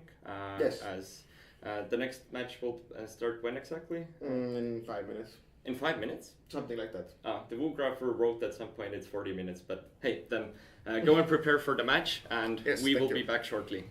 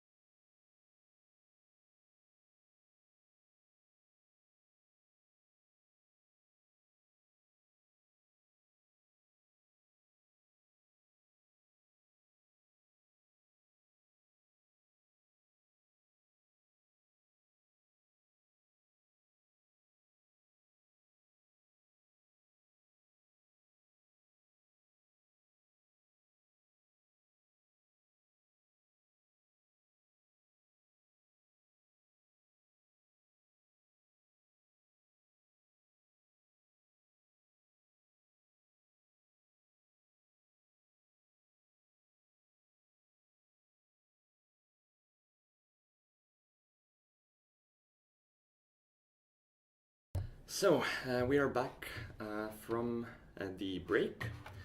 Let me open up the BBO. Soon, I think the WooGraph is starting again, and we can take a brief look at the results. Let me quickly see if you can see it on the screen. Yeah, you can see the VPs for each of the finals. Not the exact scores though, but so what happened is that Team Norway did get a 20-0 victory, as we saw in the WooGraph, and the Estonian under-26 managed to get 12 VPs, so a much more even ball game for the other match in the Final A. In Final B, we can see Latvia and Finland doing well, and yeah, in the Final C, we have the Polish team doing quite well against Serbians, and also the Netherlands and Estonian under-26 women pretty much tying. I think a 1 imp difference was there. Oh, and we have now two guests in my modest studio. So let me quickly see. Hello everyone. Well, now I have the camera all for me. Yes, you can see, but maybe come a bit over here. I think having.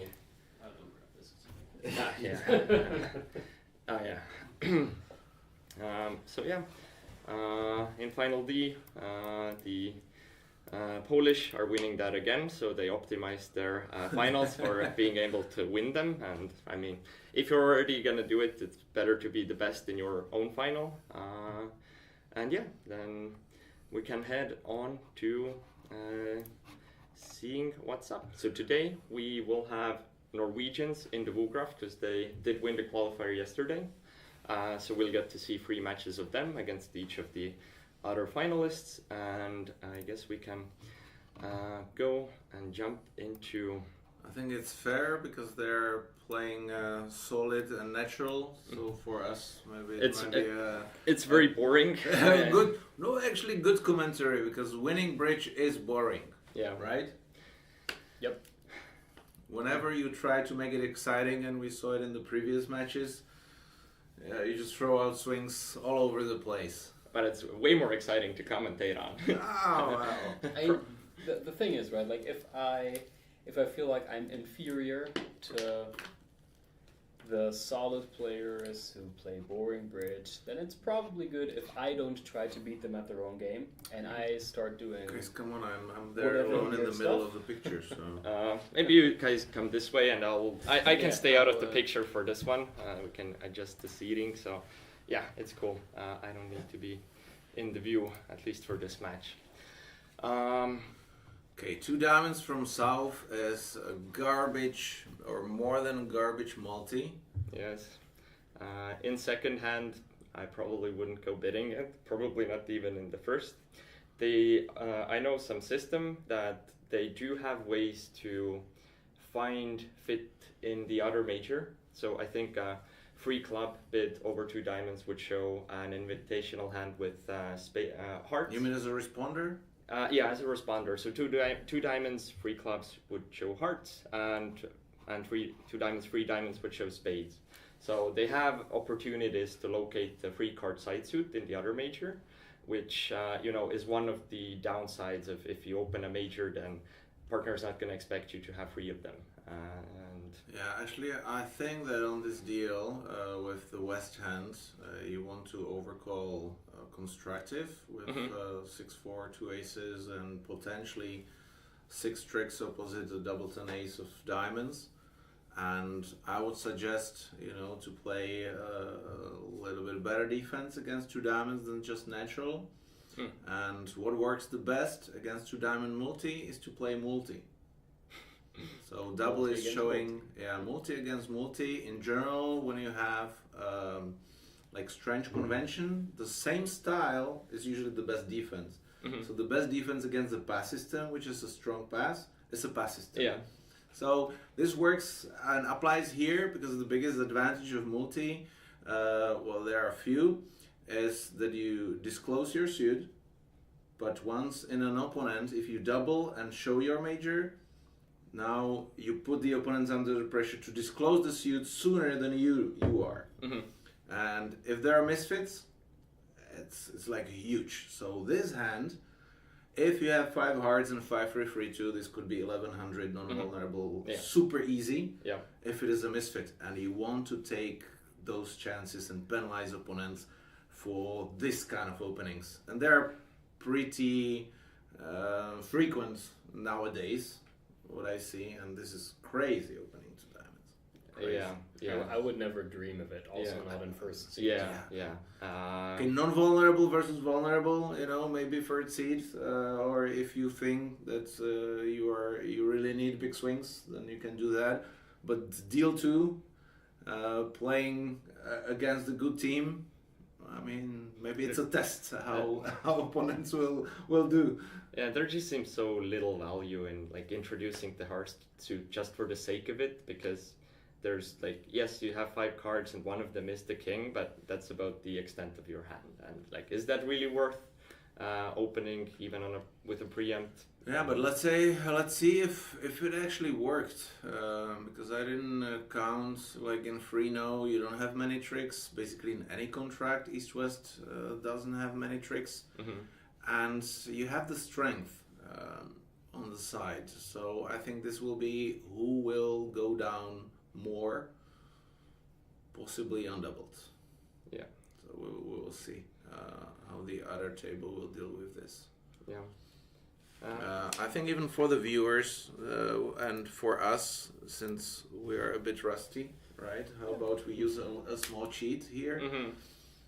And I actually like to watch this, how the players actually follow this double dummy analysis, which is theoretical.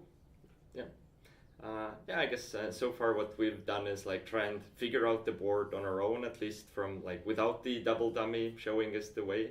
And in some cases, when we looked, I think last match, Sibrand, we had this double dummy situation where 4 hearts showed 10 tricks, but we couldn't really properly fully figure out like if they lead a spade and switch to a small heart, how does it make 10 tricks exactly, because of just there being like a spade, 2 heart, and a club loser. I figured it out in the meantime, but it took me a while.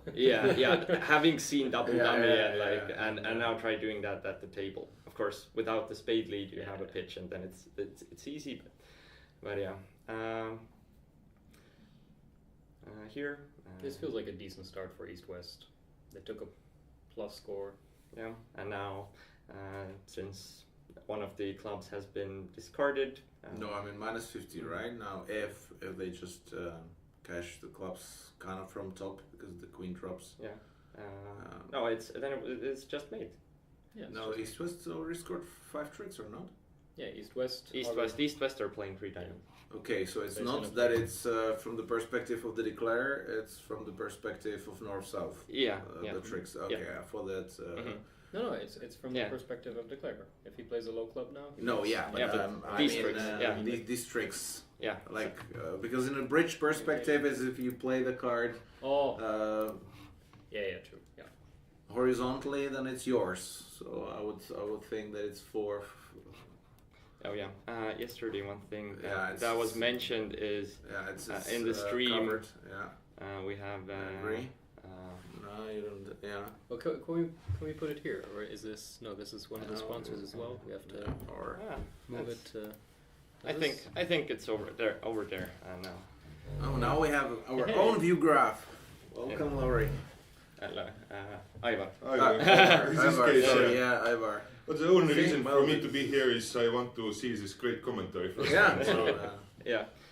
So here, as we see the double dummy analysis, the full one of the board is that 3 no trumps can't be made, even though there's like 24 points and there's like the hearts aren't running, the diamonds need you need to give out the trick twice, and in that course I think you'll lose more tricks, and so I guess you need to give out 3 diamonds, and also you lose 2 spades when playing no trumps. Yeah, but I think it could be pretty tricky because cashing or leading the king of spades and cashing the tricks might establish the 10 of spades, which actually would be the 9th trick.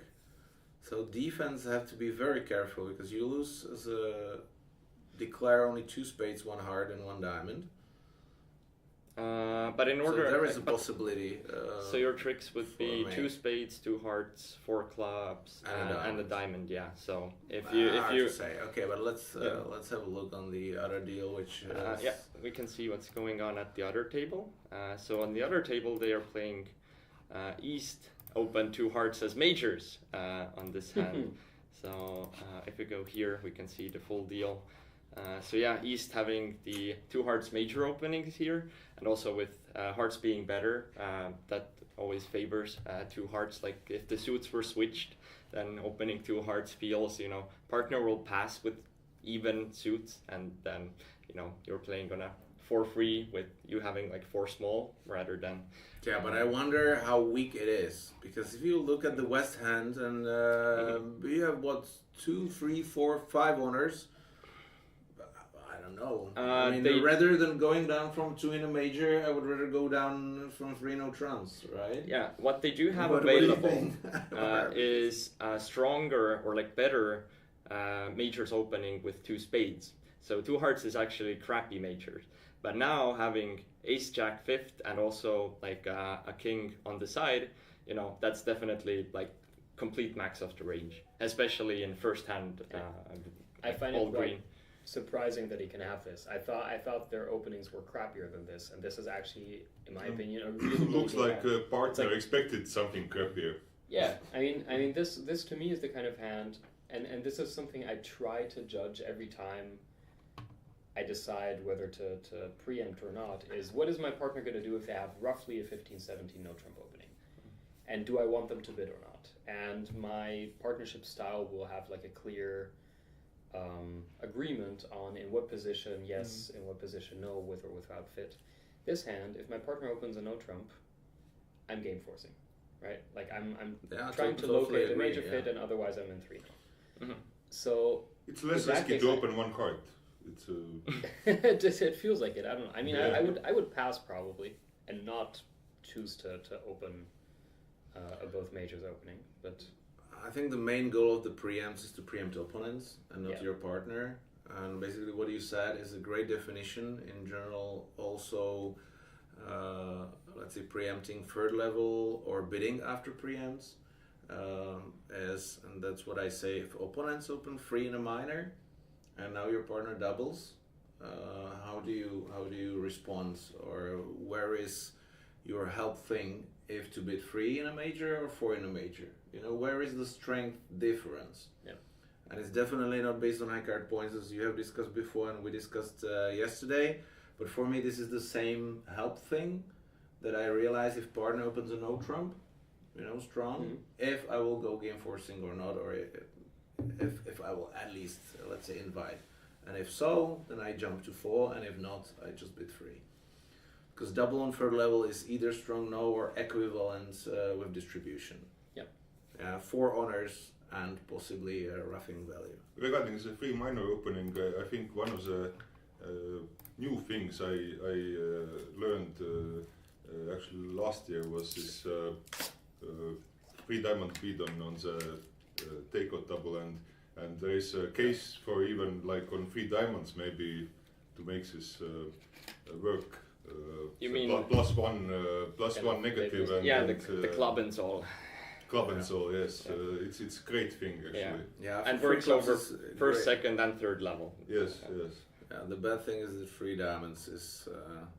But that's a cost. But it's no, I mean that 3 diamonds opening, you cannot play the same, and this is sometimes where it's tricky if you play different defense against different openings. But I agree that this is a huge difference if you preempt in clubs or in diamonds. For example, full club opening, then I actually like to play. I think one of our friends made official statistics, and he deducted that 3 clubs was the worst opening as natural opening in the European Championships. It was huge negative EV. Well, that's interesting.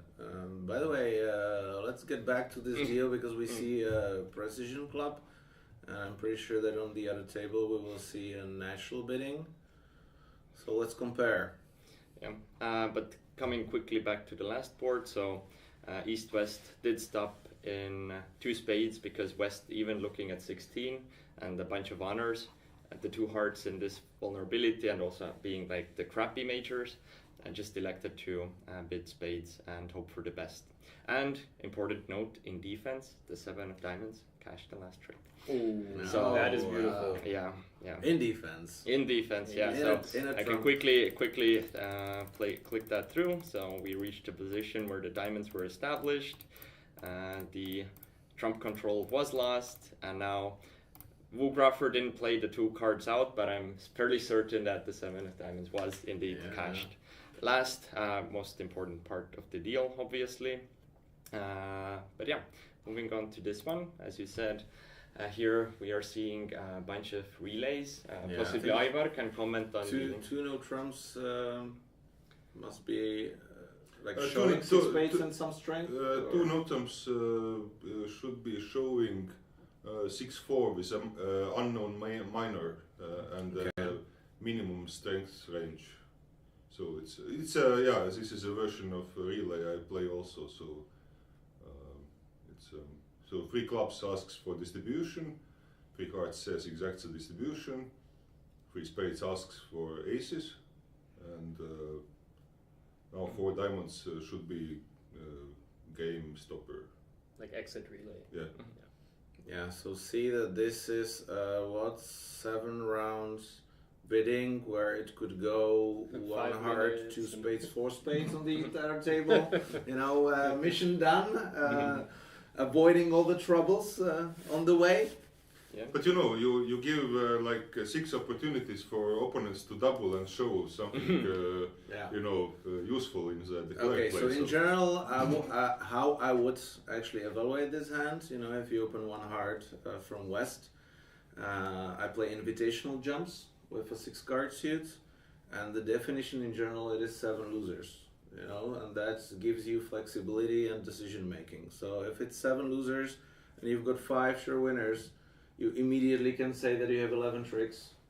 And if you think that you can establish a side suit, but can partner have king queen in spades and a good club owner, and if you decide so and that you have enough entries to establish hearts as a 12 trick, now you can investigate it.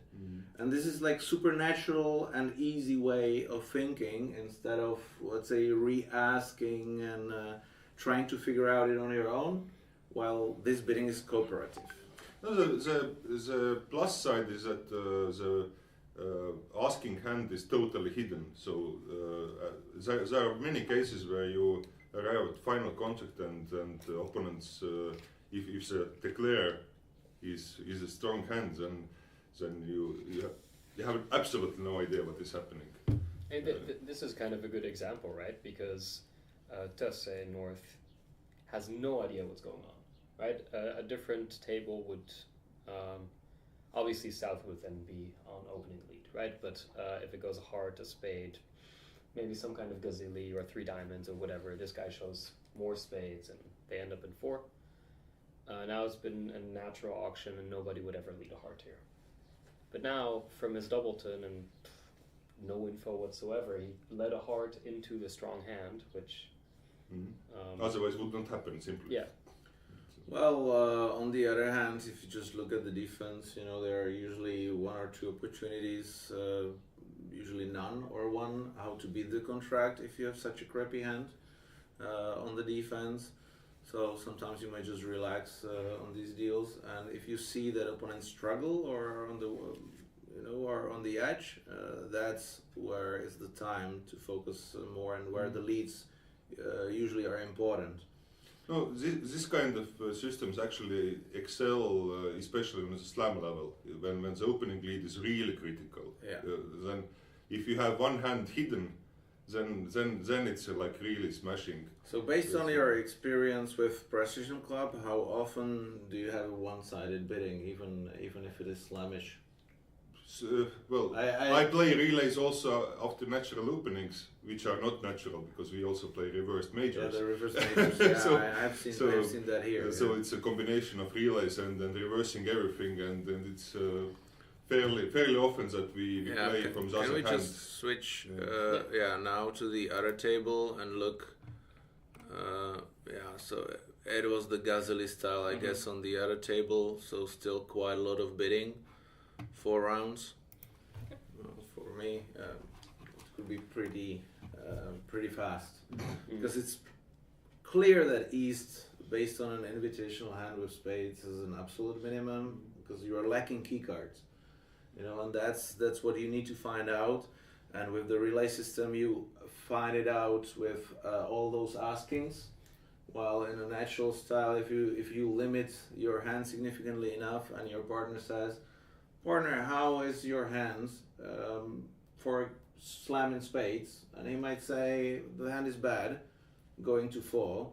Slamming hand is okay." You usually should have options for fast exit. After 2 no-toms, actually, in our system also, you could beat just 4 spades. You don't have to ask everything and so on. But with the relay, they didn't really find out the honors themselves, only the distribution, right? Look, for the main part, similar, and then the aces. So it now wasn't exactly known. Let's see this table. I actually like that here, the reverse thing. I'm just sad that people don't play that in our country, so I cannot think for the good structure after it. But maybe you can. The best thing after the reversed opening, especially after one heart opening, is if the left-hand opponent doubles, then you have world of options. Ivy's partner, for example, plays that passes either strong and with penalty interests or various other weaker hands, and you can diversify very much. And the opponents usually have no clue what is happening, so it's a little bit dirty, but. Yeah, but I mean, there's nothing even illegal or so anything about it. 2 clubs in this system is an invitational. It's just some invitational hand and. 3 diamonds, I would imagine, looking at the hand maximum with 5-5. Yeah, it's natural and certainly game forcing. So after that, they just look for a spot. So 2 diamonds would be artificial game force, or how is it? No, 2 diamonds would be natural, not forcing. Okay, so one no is the way, because you can accept one spade with. One no trump is natural, not forcing also, because you need some exit, safe exit. One spade would be game forcing relay to take the game into the likely game into the other hand who is asking. No, well, that's definitely an advantage there. Yeah. Now I can see that. So they did reach 3-0. Kind of reasonable. Looking at the overall hands, and hearts could be an option, but 6th card, but without any good spots, then you don't really feel too inspired to bid that. But looking at actually 4 heart contracts looks great. More comfortable. Definitely more comfortable. It's just hard to know that West does hold the jack, which obviously holds a lot of weight in this suit combination.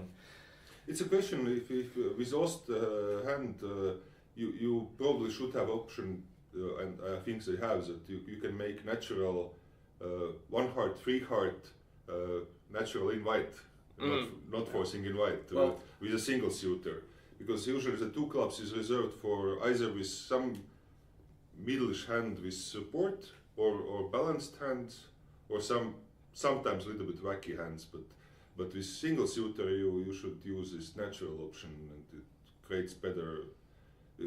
After 3 hearts it's obvious 4 heart beat, with this structure. Yeah, so because if you actually look at East and you look at the losers, this is where it's again. And you don't have the spade option so much, so you can. Yeah, exactly. So you want to take the spade option out of the play. Yeah, 1 spade 3 hearts, in a natural way, seems that now let's just do it simple. So 7, and this is where I teach the kids, 7 minus ace, king, ace is 4. And now I've got the queen doubleton, which, kind of definitely is some kind of a value, opposite partner long hand.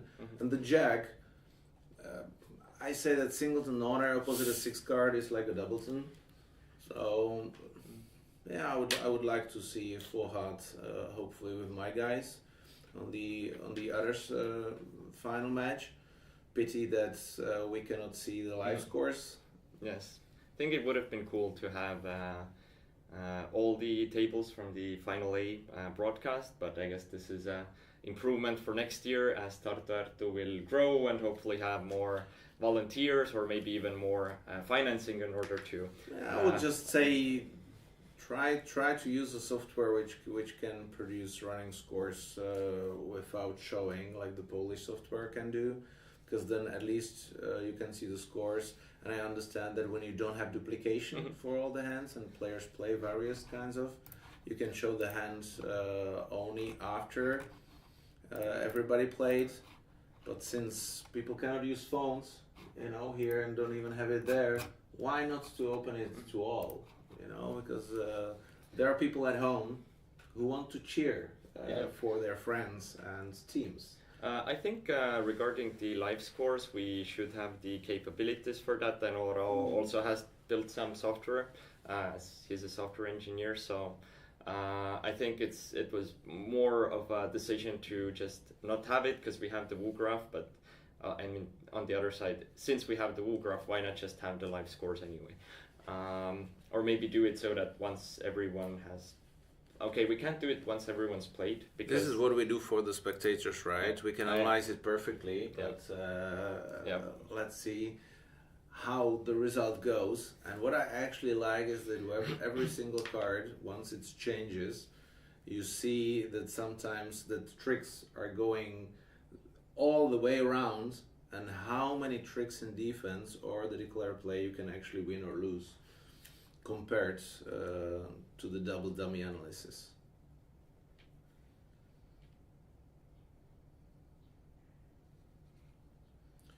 Yeah, good for the defense to catch the clubs now, and and Declare didn't really have another choice but to catch the hearts and dummy because it's the last time he's there. But he did quite well, I think, to read what they were signaling as well. Yeah. I'm thinking maybe North should not have hopped Ace of Hearts because it looks kind of iffy, maybe, right? I mean, he establishes 2 heart tricks in the dummy, which might well be enough for Declarer. Yeah, well, wasn't it at some point enough if you just ducked the diamonds? Did the defense? No, they ducked the club. They played clubs twice, so the jack at the end. Yeah, so the defense did well to establish clubs in time. Yep. Mm-hmm. And the push board. So definitely less action and variance than the last match. Well, we are not yet in the middle. Yeah. So let's see. 7-3-3-0. Some action might come here. It seems like you've got 9 tricks from top, and if we think high card points, it's 11 opposite 1 ace and 4 jacks. So would you dare to get to 3 now? Yeah, I mean, the ace of diamonds is all you need. Well, the 4th jack of hearts in this case provides an excellent stopper, being behind ace king queen. So let's see. Good luck figuring that out in action. Yeah. Well, sometimes you just bid the game and try to make it. Best game try. Yeah, best game try. Oh, here we go. The 3 diamond bid now. Look, now North has everything what he dreamed of. 2 aces, diamond support, and the bid length of hearts in partner's hand. So basically, I would close my eyes now and bid 3-0, because the only thing you need is doubles and ace of diamonds and a little bit of luck. Maybe a little bit more luck, but I mean, this is what you are there for. Yeah. Odds that he's going to do it? What do you think? Yes, no? Top Sam, I don't know him, but well, I'm pretty sure that he can. Yeah. Because the power of aces, it's what can happen to you. So you are non-vulnerable. It's a question. Maybe right now you can clarify the situation with some extra, But wants to clarify, what's partner Yeah, supposed yeah. to do if he doesn't hold the Exactly. ace You of have diamonds? no- Oh. Yeah, Wow, here we go. Bravo, yeah, okay. bravo. Just said that, and I like this. I like this free diamond bid.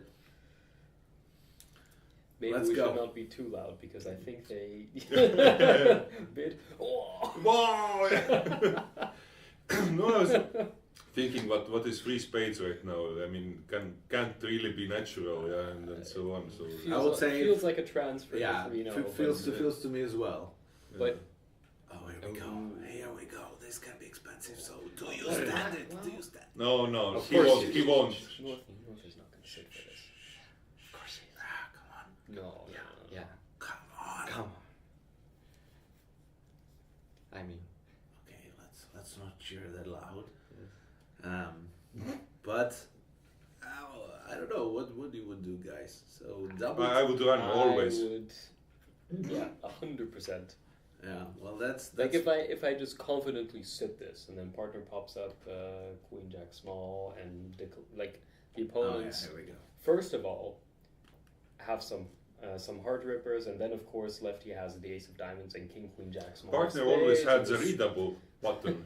So Okay. you know, so, if he had so guys, now look it from the other perspective, from the doubler. So would you double it from east? Because you don't have tricks for the defense to double. Because partner had nothing, and you know that opponents have 9 tricks. Yeah, so but is this so double? I think it's a like, really good double. yeah. As you can see, Is east this gets like winning. it's excellent. Yeah. Like put them out of the right contract, because you see it's definitely not bid on honors. and definitely you're not gonna double 4 diamonds. So Yeah, it's and also like I am looking at the world, like I have so many points that it makes it super unlikely that the other table would also be in this contract. Yeah. So my expected value, let's say I double, they sit, they make, is not to be losing 550 opposite 400. It is probably I have turned 400 into 550 with 130 at the other Yeah, table. probably something Tim's like that. costs. So Yeah. whatever, like that, I'm Yeah. willing to donate, but to win when this scenario happens. Yeah, I like this bidding so much. This is I would say top level bridge. Yeah, I think everybody has done well. Yeah. Yeah.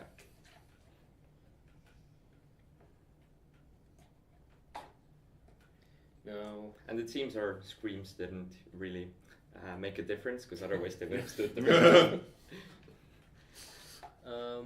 What exactly is going to happen here, by the way? Is Declare going to make this? Looks like he's got 9 and And the defense isn't East somehow He's getting counterplayed, in like- troubles with playing a low spade from north?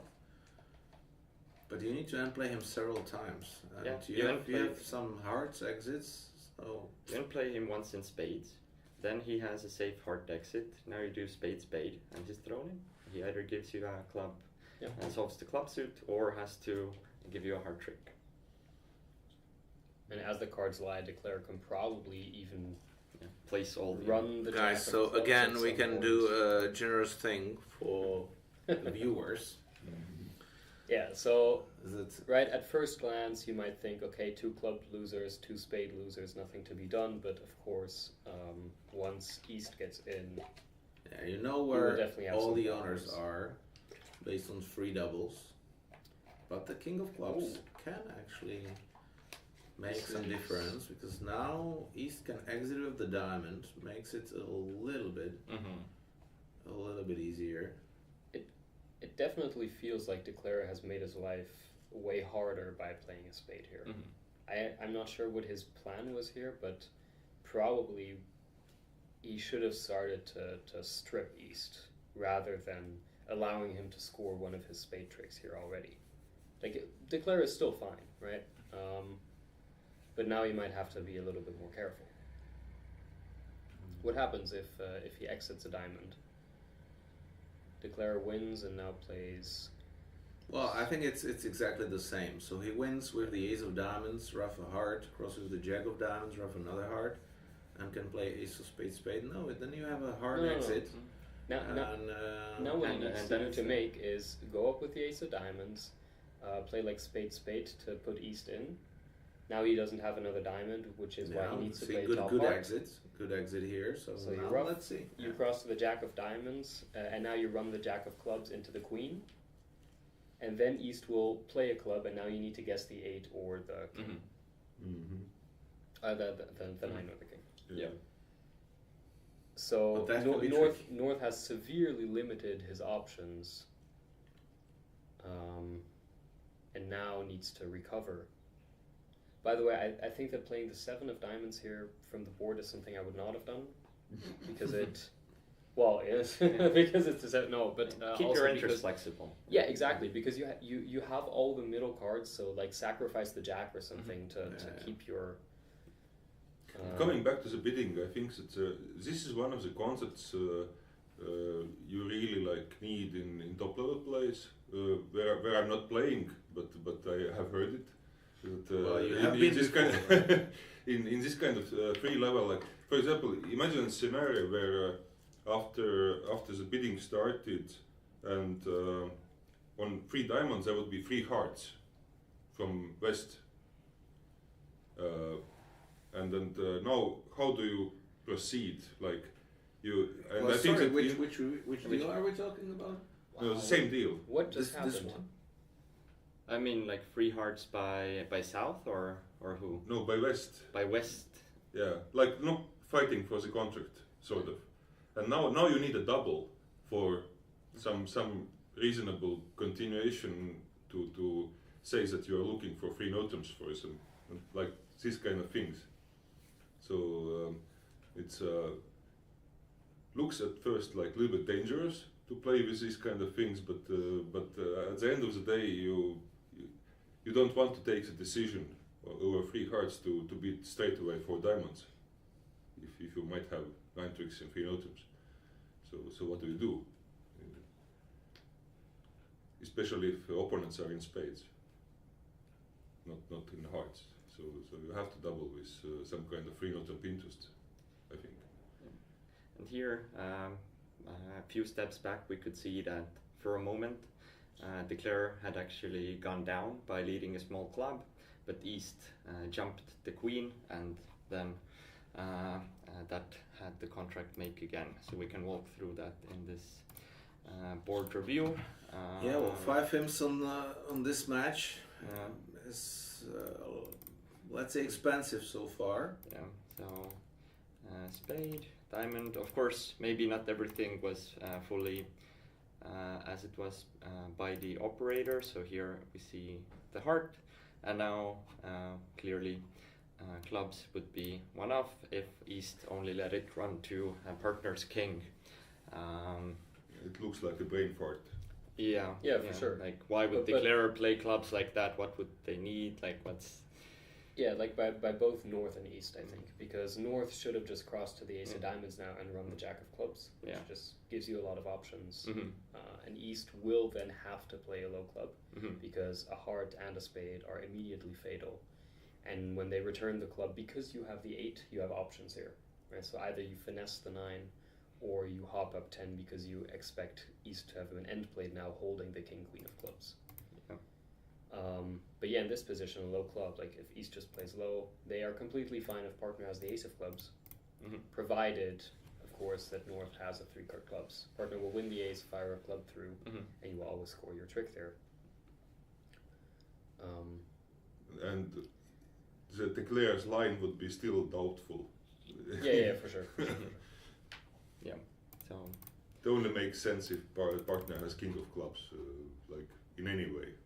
Yeah, I expect this next deal to be pretty boring because you've got a 9-card fit, game values, no slamish possibilities.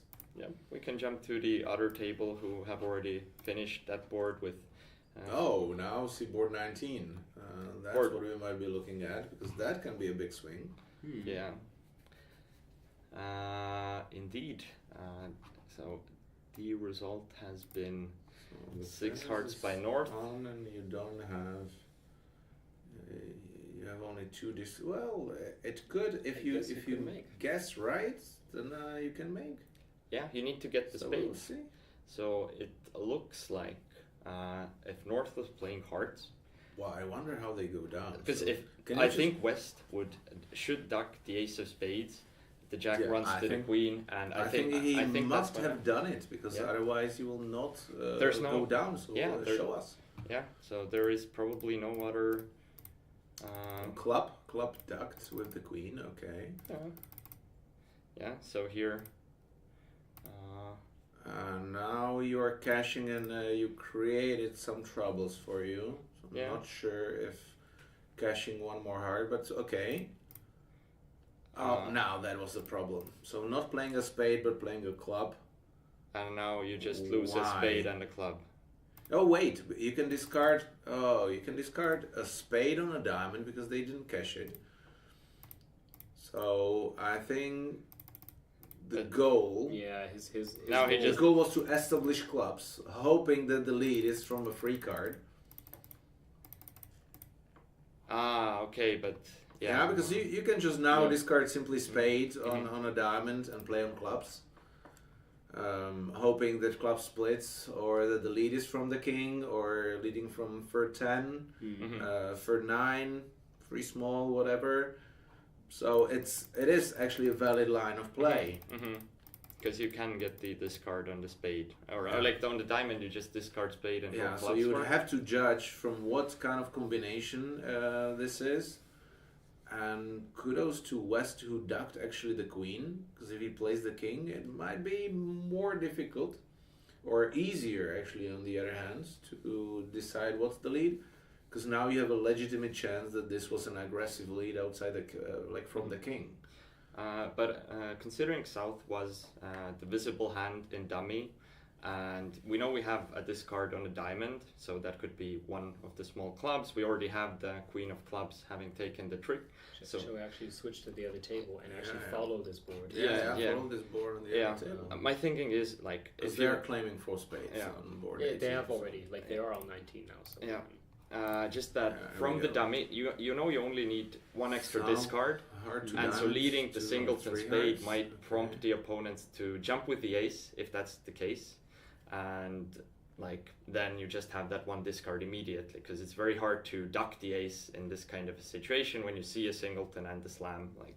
especially in tempo, because there is Yeah. a scenario, they play the spade off the board and you kind of hitch and you play low. Mhm. Even if the declarer now still gets the spades wrong, Mm-hmm. they will as like a kind of back door, they can still squeeze you actually between clubs and spades, provided the partner now doesn't shoot the entry, which would be a spade return. Yeah, just that we need one discard, and spade gives us a much more realistic chance to get one because it's very hard to duck the ace, and now it's a matter of the queen versus the clubs being free, you know, or like of course if you underlet the king and now gave you one trick in tempo, that's another thing, but overall like. Well, as you said, you actually have chances because if you play the 9 of spades and they duck, you play the jack and lose towards the queen. You might expect where is the king, and the 8 of spades actually is kind of a key card. So then if you cash the diamonds and run the king of spades for the ace, and you have definitely some squeeze options. So let's see what will be the lead here on the other table, and this could be potentially a huge swing for the Norwegians. The club finesse is working. By the way, in the first match, Norway crushed Germany, so they're in the great spot having 20-0 match. And if they win this match, let's say with just a reasonable margin, I think we can already claim the winner because the last match would probably not play any role for the first place, and we will be playing only for the silver. So That is let's see. entirely possible. And now the 10 of diamonds from the other side. Okay. Yeah. I think it's definitely possible that he goes up ace, and it's Yeah. down. I mean, it just feels kind of right. Like he has an entry problem, right? If he plays, Well, technically, I draws think trump. he Well, can is he make. down yet? I think he can I don't make. think he's Oh, down he's- yet. he's 100% down. I figured Yeah. if he draws 2 rounds of trumps, Waste- discards the yeah, spade waste- and the diamond, West- and now plays West a is club. to duck at some point. Then you have a club losing. The club. Yeah, and that's your. Oh, you don't have an only entry. loser. Yeah, Because you can You have rough. two clubs. Oh yeah, but yeah, okay, because you also lose to rough now to the other. Yeah, the Yeah, issue- because West just returns. Yeah, the issue here is that you don't have an entry to North, because on the club West could be end played, but he can simply cash the ace of spades, establish the tricks in North, but you don't have an entry. But Maybe if you just wait, if you cash only 2 diamonds, no, you have to cash No, all so- 4 no, because as- you as- must as- discard a yeah. spade. So As soon as you've gone up ace of Yeah. clubs, you're cooked. Yeah. It would be quite. See, a so view we to discard have low. still a play for the gold. Mm. But we But must it seems mention to- the lead actually, that he had the ace of spades. There was very little info from the bidding, and he did lead the club, which might look that the king is on the other side, right? Kudos to West, Yeah, because yeah. he made declare. Aggressive leads Go against round Slam tend to Yeah. create Yeah. those things, but I but think, I think from the it clearest was one point of of the view, lead. like what is really the upside of going? No, I mean, okay, you are afraid of the rough or No, like but you- it's quite simple. Like if the king is in East and you can solve the clubs for one only loser. Yeah. Which like you are only going to be able to play clubs towards your queen jack once, right? Because so you have to playing finish ace of- deep.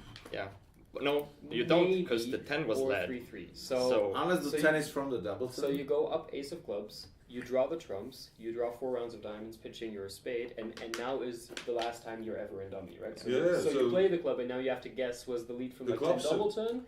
Is the soup playing 3-3? Not so No, easy. that's my question. Like, what is club distribution you are playing actually in this case? I'll figure that one out later. I'll play those 8 tricks first, Yeah. and then I will take the Okay. decision when I play the club from the board. Yeah. That's probably the idea here. No, but based on the bidding for the aggressive club lead, West could see that North shoved diamonds on the way, so he can see that they have potentially 5 diamond tricks, 5 heart tricks, ace of clubs, and that establishing the 12th trick could be easy with the spade winner. So West is actually kind of forced to lead aggressive, and in this case, it actually benefits. It worked out perfectly, yeah. Like it's onto this hand. We can see a pretty shoddy 15 count, opposite 8. But the other table has already made 3 no trumps. The fact that they reached it, and now here is a point that they play 14-16 no trump here, whereas normally people play 15-17, and like the 8 count, of course. Would you bid 3 no always on this 8 count? Opposite 15-17 no trump? No. Yeah. Because, I mean, if he invited, then West would never accept it. I'm probably boring on this one, but let's say opposite 14-16, I would just pass one. Yeah. Well, I'm in the pensioner club. I mean, Which is it's, like against 14-16. I have been called that before, but it's but again it's a strange thing. I mean, depends again on the style. If 15-17, when partner is frequently opening 14, then you want to invite. Yeah. But if it's like solid 15-17, then those 10s and stuff and so on. This is what I wanted to say. How often do you upgrade a hand to a no trump opening, and how often do you downgrade to a no trump opening? And I think we can answer all the questions the same way. That it's more often that we are on the minimum of one no trump than on the maximum of one no trump. In Estonian league, I have never seen opening one no trump 15-17 with 18 count. Like Yeah, it's, even like 17, you know, if you have 17 ace king, and a Five king, cards, then it's better not the one 17. club. Yeah, It's like 5 tricks, so you more open, like you open strong upgrade. club. Yeah. So. I remember doing it once, exactly this, where I was playing with Marek Kölk, and I think it was first hand of like some pairs event, and pass comes to me, I'm like 4-3-3, 18, we played 15-17 no trump, I'm like feeling uninspired, bid 1 no, goes pass, like he flops I think 7 count, I think all the pairs in the field, bid 3 no, because 1 club, 1 diamond, 1 no, some bid that's basically bid game, and there were just 8 tricks because the hands were both crappy, and points themselves don't produce tricks. You need sources, and that was just like I had a gut feeling. I was like, fine, we can downgrade, and it worked out immediately, and we did very well in the tournament. I think it was like a good premonition of sorts. So, it reminds me of like the other side story that I opened one club, and then one club, one diamond opening, like this start, and I downgraded my 19 to one no jump, not like one heart, like 19 plus. And my partner, well, Oliver, very very solid guy. He looked at his 8 count. And so, like we have 15 plus one club opening, so like it's like some like regular stuff, and then it's pairs tournament and so on. And let's just be solid and pass. And we were with like 27 points in one no jump, and it actually on our cards alone, we would like to be there, but everything was sitting well, like suits free, everything, and it was 9 tricks. But it's not a success story. Guson actually took quite a view here, because he must have thought that the opponents screwed up the defense by not unblocking clubs, which is why he refused the heart finesse, thinking, whoa, North is going to get in and cash 2 clubs. So instead, he's hoping for North to have the 3rd queen of spades, or and for him to be able to guess later on, is he going to throw North in after a squeeze, or if he. Well, luckily for him, this costs only 2 imps. Because instead of 10, it would be 12, but otherwise it could be 6, 7 imps. Yeah, exactly. That could be a huge swing. Had the other table just scored 120. So what do we have? 4 more deals? Yep. So we can now go take a quick look at the other table, who have already are a couple of boards ahead. Maybe. Yeah, let's stay with the slower table, so we get the results and. They were also like halfway through things, so. No. Yeah, 4 more. Show it here. Maybe we might just have a look for the other table for the results. Yeah, and see the bidding. This seems like a very normal and boring board. Well, to be honest, I so dislike opening this one no trump. I would bid 2 no here. Like to show a good hand, like if so you valuable. open 1 no, then I think you must somehow super accept. Yeah, because doubleton and 4 guaranteed tricks. Yeah, like you have kings, then in hearts, you have your own side source of tricks. Like it's so much potential. I think this is definitely a 2 no bid for me. Yeah, that's for sure. But it's in kind of precision like a context, how do you question. feel about 5-card major one no jump openings? Well, I'm super positive about it. But.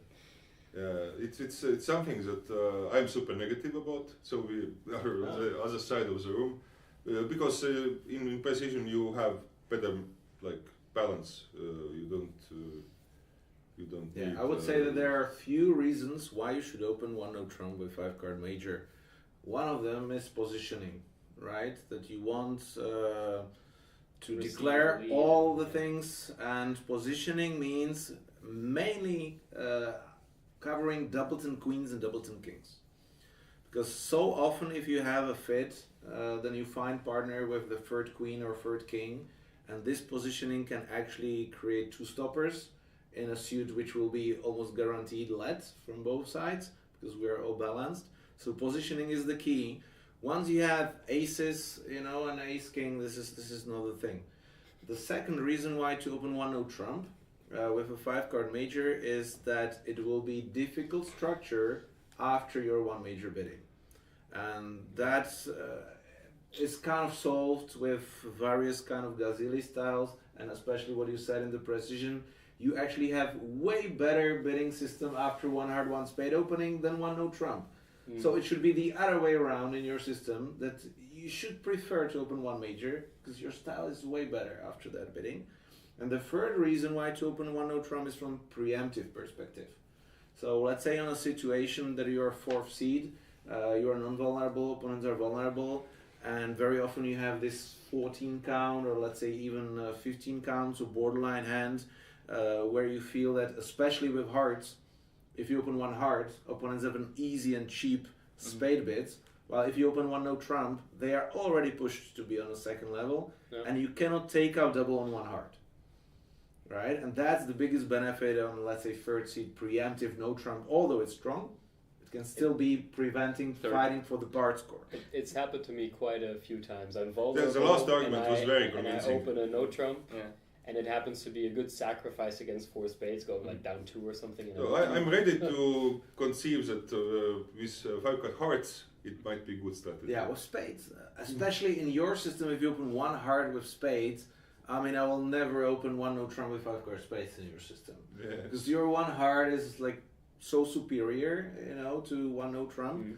And also it's a little bit difficult for opponents, to bid when you switched. With hearts, how do you feel about your structure after one spade opening showing hearts? Much worse, yeah. Much worse. See that, and that's the second reason, the second reason. I agree. You want to make your life easier, not more difficult. And there are plenty of reasons why not to do it, and one of them is having 3 cards in the other major. Especially if you have side doubleton, like small doubleton, then your hand suddenly covers one extra loser, and partner will never get that in after one no. Those pesky 3-card majors, like they will smile if you have 6-card hearts and then 3-card spades, and or vice versa. It's like. By the way, have you ever opened one no trump with 6-card major?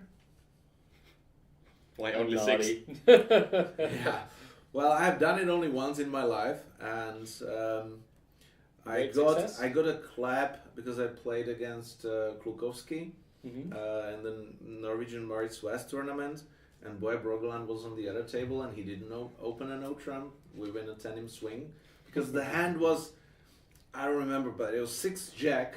And bunch of king jacks, ace queens in the short suits, so like 15 or 16 count. And I thought, I really don't want to play hearts. I want to play no trumps, and this is where I actually grow up into not bidding your system but bidding your hand.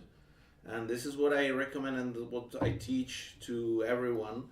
So think first what you actually want to play, and then bid only. Because sometimes you will find out that you want to bid something which is not systematic, but which will get you or allow your partner to make the right decision. And it's a conversation, but and bidding in bridge is actually a conversation among two people. Just the language is different. Yeah.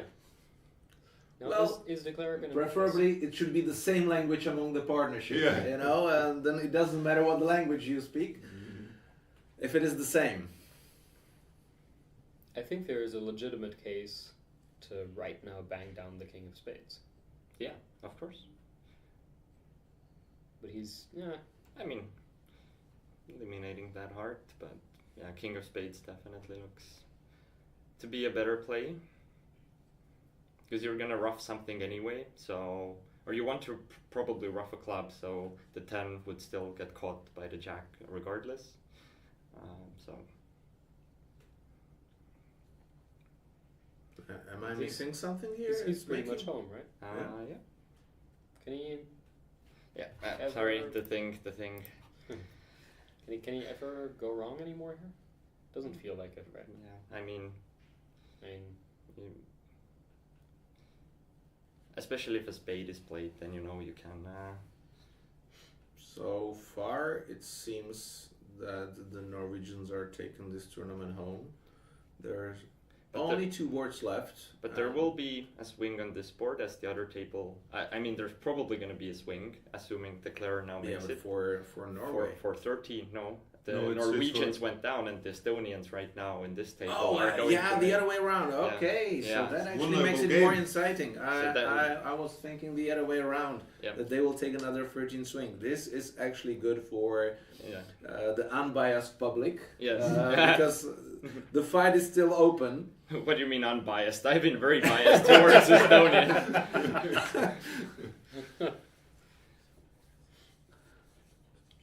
So everybody's happy besides the Norwegian. Mhm. Who is in the house for Norwegians?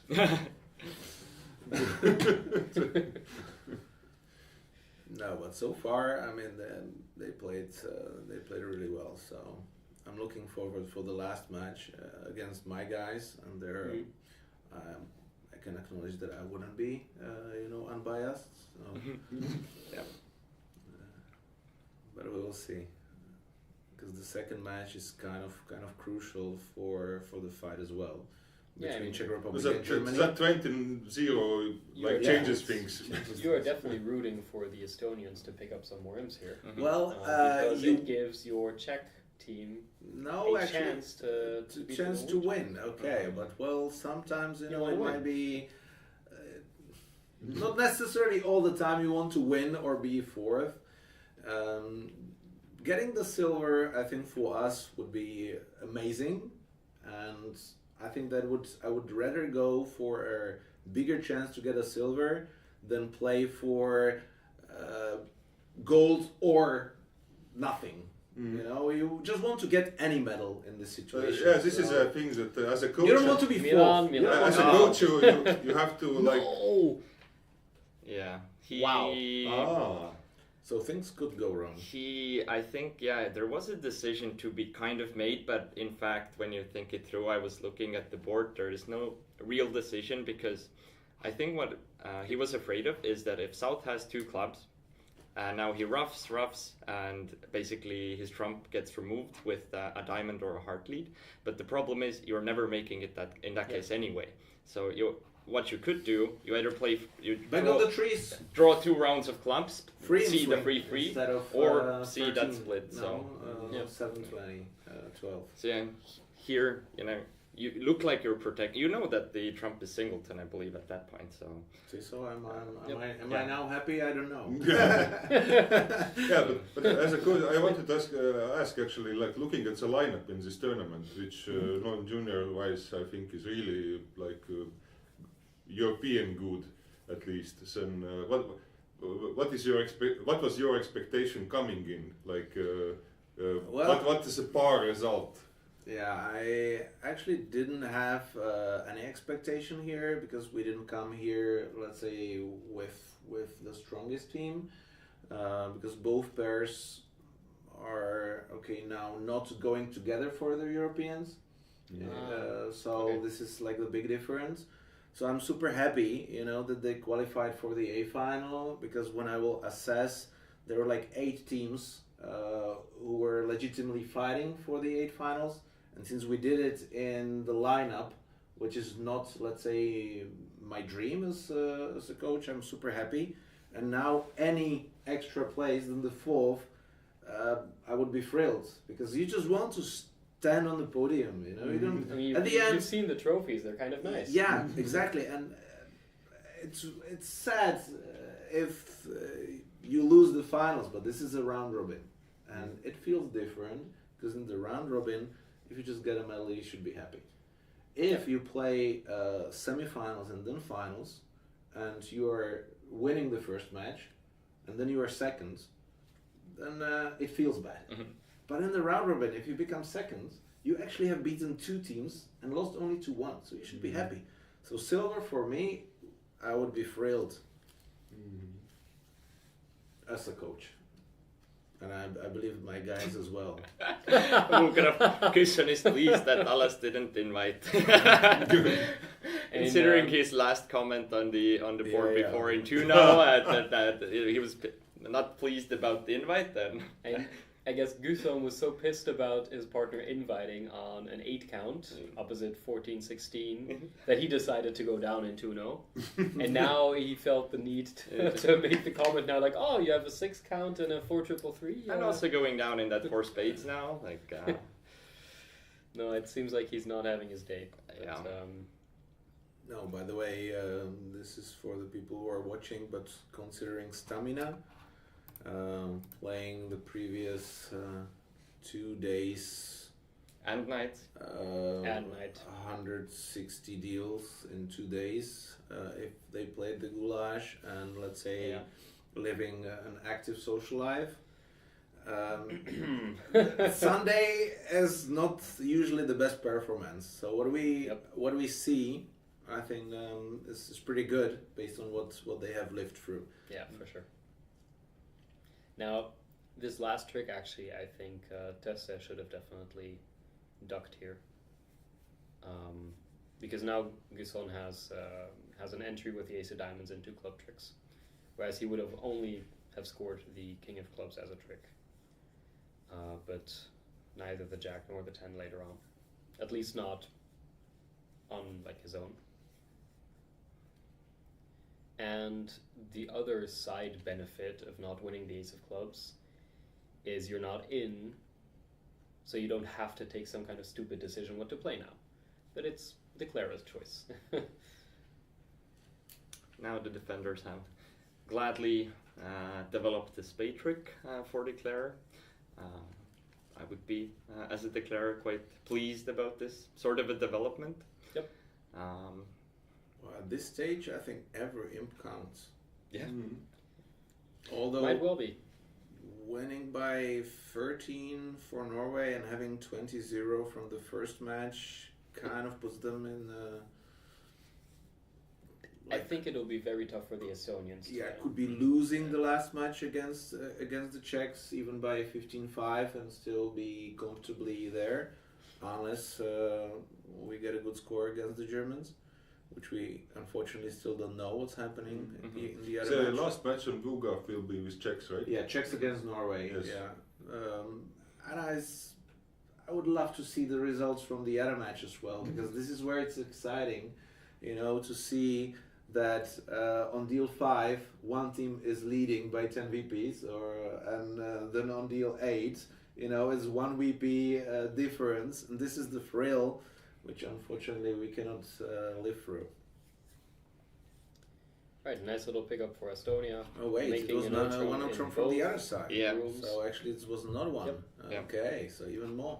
Yeah, and in the other table, the opening being a diamond and an 11 count, whereas in our table we had a pass from south. So constructive opening style versus aggressive one happened to pay out here, but of course double dummy says no trumps makes 6 tricks from either side, so tempo advantages and things, but overall the Estonians took 3 tricks more than par on the 2 tables, so well done for them.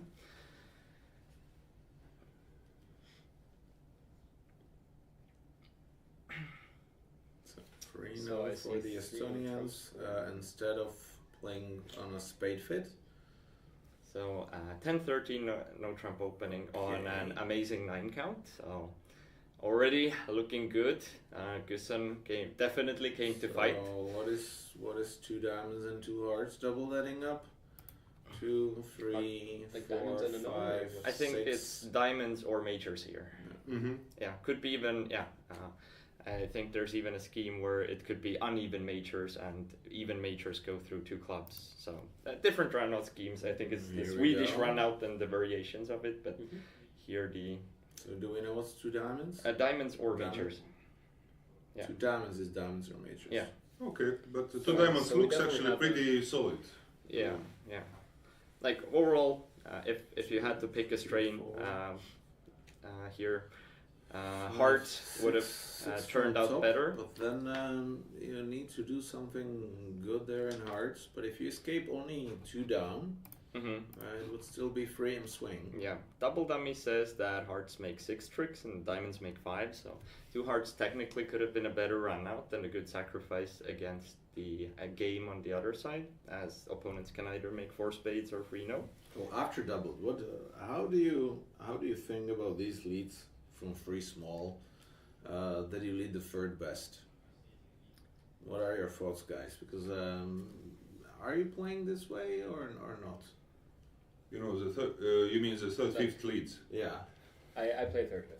So what do you think about this lead? Is it like good for the defense? I would probably lead more aggressively or just a trump. Okay, but in general, I mean, when you lead third, fifth, so what's the advantage? Can you tell me? I think you're so. basically asking why not to play like middle up down or something like that. Well, middle up down is, let's say, normal. Or The active Polish passive way, mode, I actually like the way that you lead the other way around. That low is even, because how you signal count in defense? Low is odd or even? Okay, but like whichever way you choose to play, No. the problem Please, is still kind of. Yeah, not necessarily. So what's your when you lead third, fifth? Yeah. You do it also against no trumps? No. No. So what is your signaling of count during the deal? Low shows I play upside down count now. upside down. So see that this is my point. That yes, you might agree on various things, and so far you can think the way. But how difficult it is that in every single position or based on a different contract, you have to play a different card from the same combination. And this is for me as a coach, teaching this style to somebody who is, let's say, not experienced enough. I think that this is the problem, one of the main problems why people defend badly. Because they have to think and spend so much energy to figure out which card to play instead of having the same style all over. So if you lead third, fifth, I think then low should be odd number, because then at least you can follow the same style, in the lead, in the second place, even in the discards. There's something. And when I studied actually the upsides and downsides in defense, this is where if you lead small from 3, how do you know if it is passive or an active lead? Tell me, because I didn't figure it out. This is a case when you talk about expert play, not like expert but play if you are, such that if you are a junior you player, you can differentiate if you have, for example, defined that you have superior point count, especially the points in dummy, as like this bidding indicates, then you can lead active passive better, because that's benefits partner to in the first thing. Okay, but and then you can clarify. How much experience, do you need to have to figure this out? My 30 years are not enough. Yeah, see, so I mean, leading low card is low like and high hate. It's easy to remember, but it actually works that if you lead low from a doubleton or low from the fourth honor, is that this is an active lead. Well, if you lead a high card, so top from 3 small, not middle because it's difficult to read. So second from length, 4 or more when it is passive, and top from 3 small. Basically, card 1, it should be clear for the partner how we are going to defend this deal. Mm-hmm. Yeah, because me as a leader, I'm trying to assess what the declarer will do. And if I lead passive, so for example here 9 of clubs, I'm saying, partner, this is a passive lead. I hope I have those honors in the other suits. Let's see, and you decide. Because I already said that I don't have an active lead, which means I don't have a sequence. And all of these things comes in trick number 1. While leading third best, okay, you see the ace in the dummy, hard to say with the jack. I don't know, it's difficult. I'm not saying that you cannot figure it out, obviously, because world-class players play this style. But my questioning is, how difficult this is? Why to put this pressure when if you play the second fourth, it's straightforward. It's really easy, and I studied this for a long time. You don't even have to play second fourth. You can just purely play attitude. Yeah, exactly. So but in general, attitude is kind of second fourth, because from a small doubleton, you can actually choose. Because if you lead a low card, and partner will figure it out, because he usually has a 4 or 5 card, that you are leading from a short suit, is that you really want the ruff.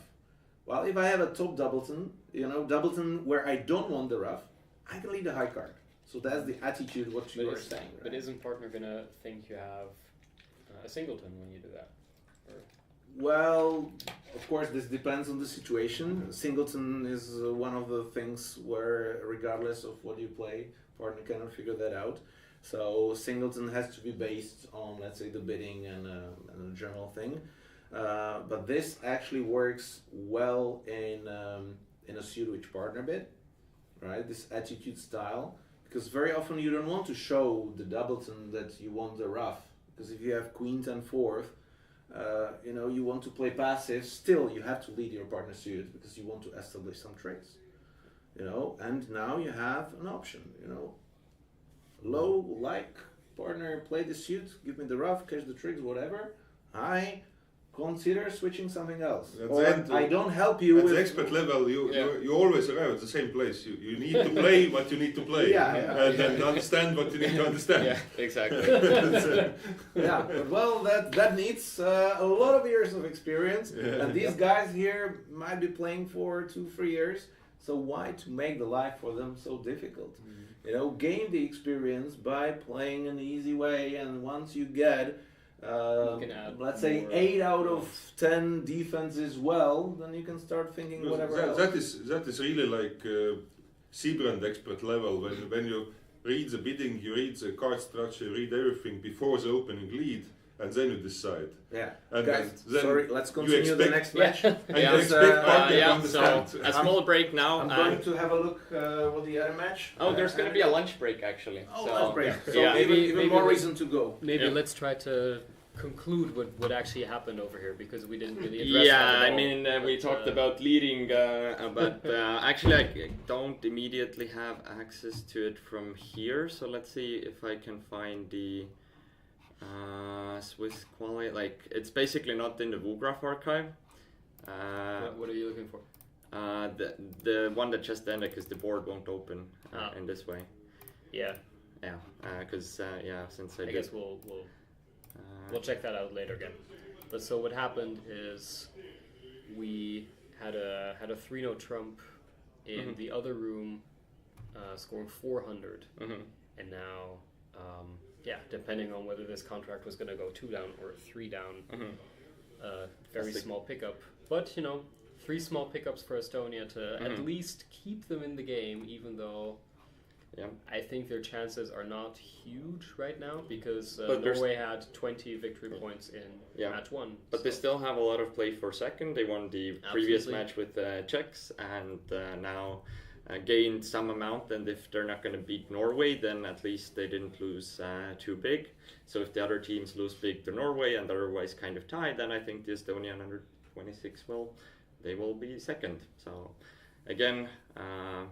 Probably the reigning world champions were hoping for a better result, but as things happened, and maybe even if they had beat Norway by some small margin, the 20 VPs that Norway got against the German team may have been unrecoverable anyway, just due to the round robin nature of things rather than it being a playoff.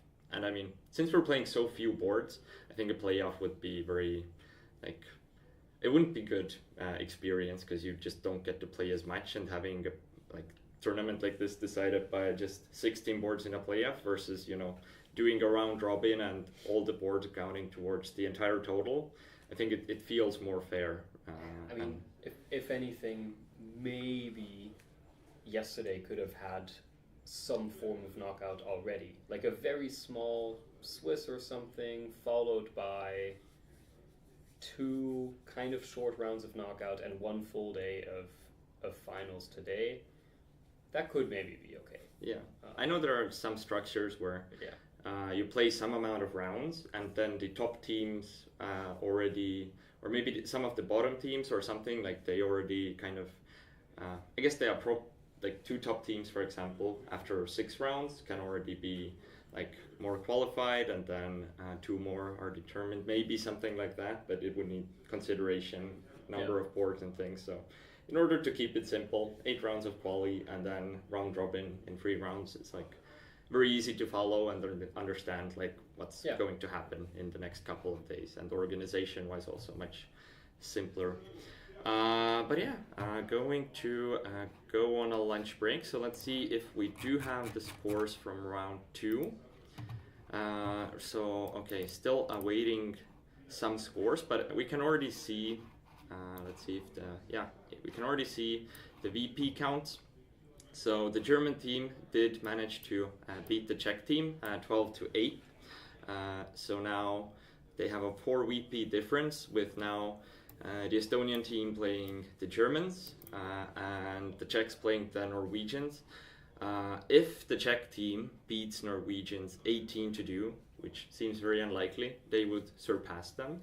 And it's certainly possible. Yeah. But yeah. So for the victory, Germany is no longer in the running, which kind of makes sense if you get a 20-0.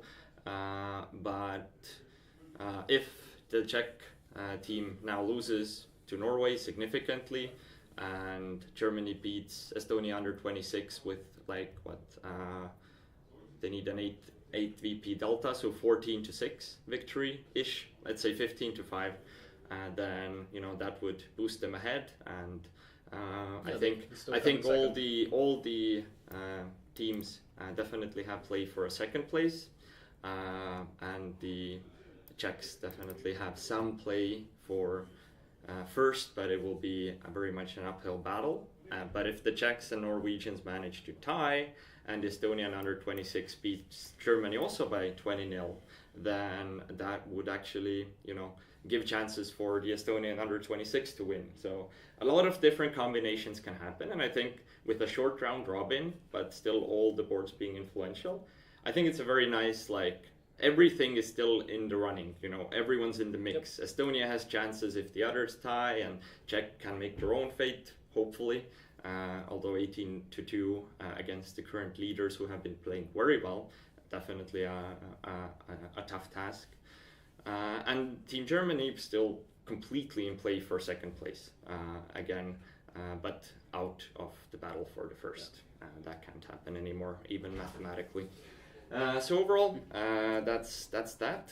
We will head on a lunch break. I think the schedule states that the lunch will be. We will continue, I think, from around 1 p.m.-ish, so in about 50 minutes or so, give or take. So I guess we'll see you soon. All right. Ciao.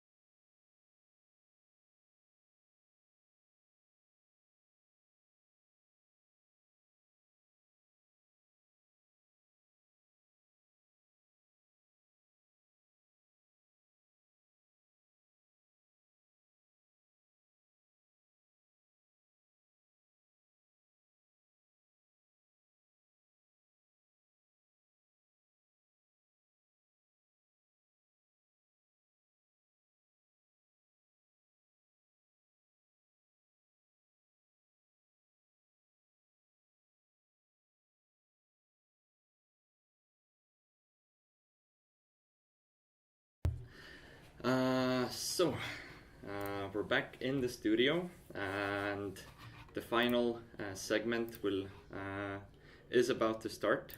So we have, as yet again, Milan here, but this time around we have the Czech team against the Norwegians, so definitely we have some more intimate insights. Yeah, well, unfortunately, the previous match was not making it more interesting, because for us, if we want to take the win, we would have to get a 19-1 or something like that, so like a blitz, which is pretty tough against the team which is playing pretty much solid.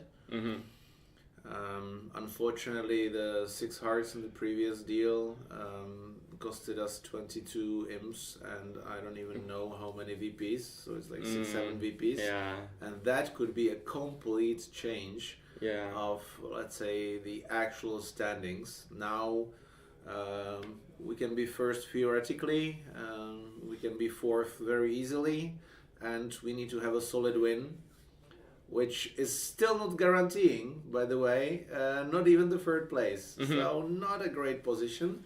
But I mean, in some sense, you know, it's more exciting for all the players and teams that everything is open, so that you know, you that's have what to... I told guys, that mentally and psychologically here, the first 4 boards, so which is the first third, will actually define the mentality of the players and how they play. Because the Norwegians are leading by 11 VPs in front of Estonia, so basically if they tie the match, they're guaranteed to win, or if they lose just by a little. But if you get a bad board, so a big swing against you, you know, and then you might have some small loss, now the pressure comes. Because you knew that you had a solid lead, and you kind of lost it. You know, and that can lead to another bad board, and that could be basically enough. You know, because there's only 12 deals. I don't know what is 19-1, by the way. Maybe we should look at it if the match is actually going the right direction for us. It was 19-1. I checked beforehand. But how many imps it is on 12 deals? You know, that's check later on, or maybe I do. By the way, full clubs on the first deal is kind of a non-standard contract, so we missed the deal. So let's have a look on the show me the we can see bidding from now. here. We can see it. So spade. Seems aggressive, so it might not come on the other table. I think pretty sure it will not come. Third hand, 1 spade, I think, in this position, showing the spade lead. Oh, third seed, okay. Yeah, unfavorable. So I third think seed it might actually come as well. Then we have 2 clubs, 3 clubs to show a good race, 3 spades, and now East went into 4 clubs tough. Okay.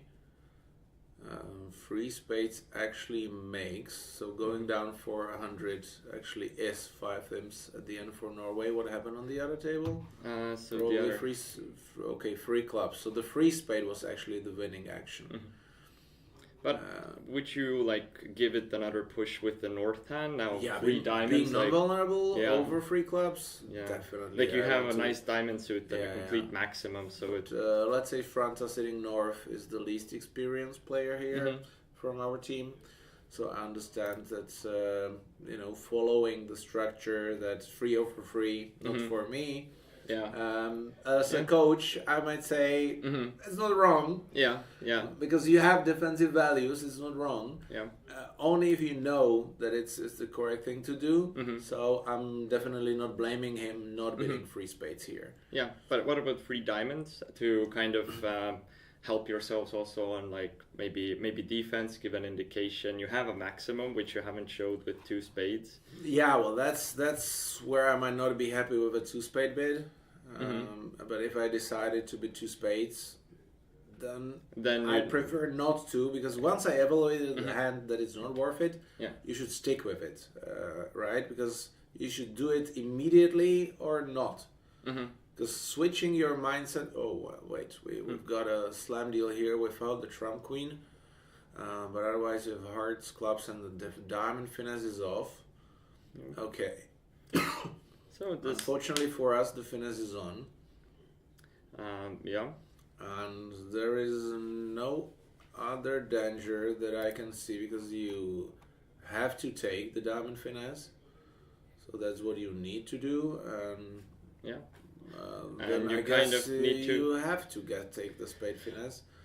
Playing for a double 10 queen dropping offside seems a bit off. Yeah. I mean, and we have the comfort of, the declarer could take the ace of spades first without any cost, and then just run the jack and then bring home the contract. That seems like Yeah, so if this 6 spades make, so this is what I was talking about, the first 4 deals, then I believe that the Norwegians will feel pretty comfortable, you know, getting a plus score on a part score battle and stealing a vulnerable slam cannot be bad.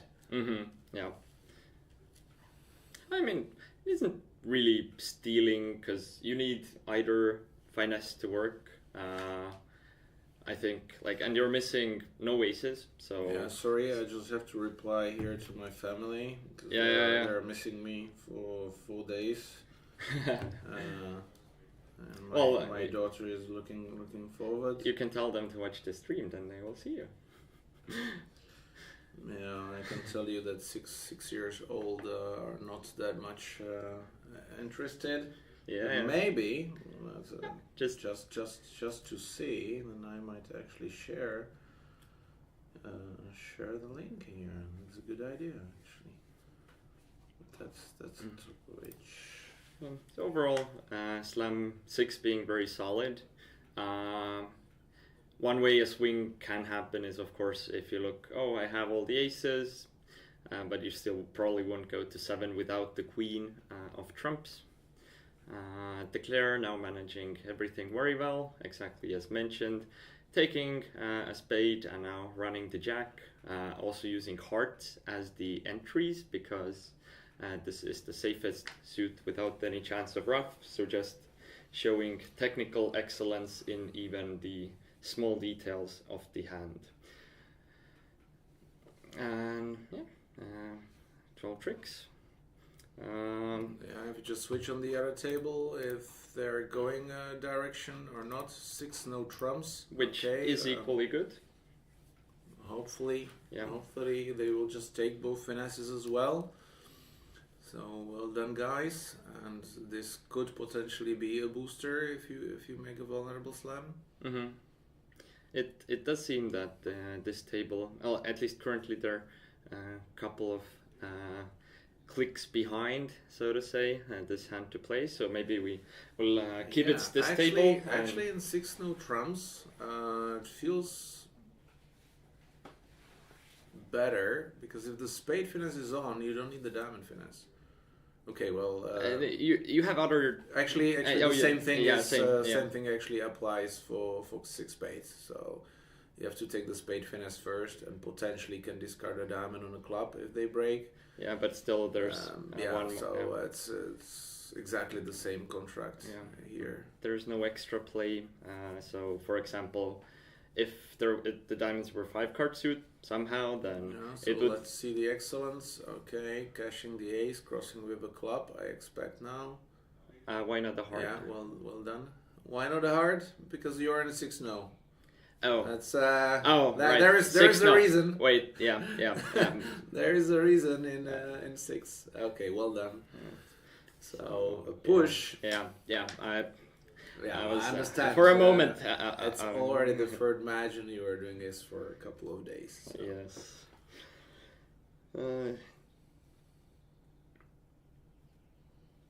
But I agree that in 6 spades it's way better to cross with a heart. Yeah. Don't take any chances that suddenly opponents didn't find the lead from a 5-card and find partner with a singleton. Yeah. Okay, so now I guess that he potentially is thinking about claiming. I think there's probably a claim ongoing, and it will be resolved that I will draw spades and finesse the diamond, or something like that. I'm pretty sure. Oh, it's okay. No, he probably crosses and play Just the jack. jack. Probably was just making sure at this. Oh wait, what is this going? What the hell? What the hell is going on? Well, right now it's still fine, because Because the clubs is on the right yeah, side. yeah, and the diamond finesse is safe. Okay, so now I'm actually not happy because obviously the declare is tired because he just Trying could duck even the diamonds. I mean, you don't even take the finesse for 12 tricks, and now he's trying to figure out how to go down. Yeah. So obviously not feeling that well. Yeah. Well, the safe line still currently take the spades. Maybe he saw some card and thought but I mean he got the spade trick, so there's no chance that the spade would not come home, right? I don't know what's happening here. It could also be operator error, maybe. No, but then cashing two clubs is not an operator error. I can guarantee, and because this is wait.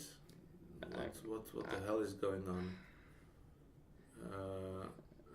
No, does he not know completely don't understand. I think he doesn't remember that spades are running. I think that must be the case. That's the only reason. Yeah, probably.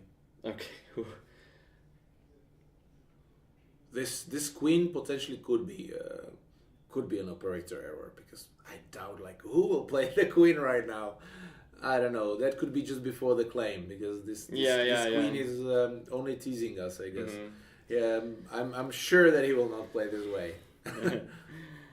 It did look very odd. Yeah, it is odd. Luckily, I mean, the only explanation is he forgot something about the spades, or just missaw or blinked, and but things turned out well for them. The club length was on the other side from the king of diamonds. Yeah, so strange. Okay, I will ask later in the talk. Yeah. I think it's worth clarifying this. No, but this is what playing, let's say, 3 days and being stressed, especially playing on a view graph, on a high pressure match for a lot of things. Mm-hmm. Now your brain might stop working how it normally does. And it's always the ending that's the hardest, right? It's not like it's hard when you're fresh and then it eases up, but rather it only gets more difficult and more influential, and the stakes get higher as you already get more tired. So it's this is actually where you see the difference on the top level, is that the professionals are kind of warming up, mm-hmm. and they can keep the level or actually raise the level mm-hmm. Throughout the match, and they excel at the end, mm-hmm. While, let's say, expert players who are not playing regularly these matches, feels this pressure much more, and therefore are more likely to lose, even, if they had great scores before. And we have seen it so many times that the favorite was behind after the half or even 2/3 of the deals. Perfect example last year at Winter Transnationals in Prague. There was an underdog Croatian-Serbian team playing against Zimmerman, and they were leading by 50, I think 5 deals before the end, and everybody thought it's over. Guess what? Who won? I mean, I remember. There were boards which you will never understand. For mm-hmm. example, one who trumped 4 clubs is transferred 2 hearts, mm-hmm. all passed, or played on a 2-1 fit. After this sequence, mm-hmm. and this is an error of the team who, after 7 days, qualified to the finals. So they were playing well. Yeah. They were playing crazy well. And now they're making these errors mm-hmm. at the end. The pressure finally, yeah. Oh, well, 2 hearts. Okay, so this can make a difference, because 4 hearts should never ever make on this deal.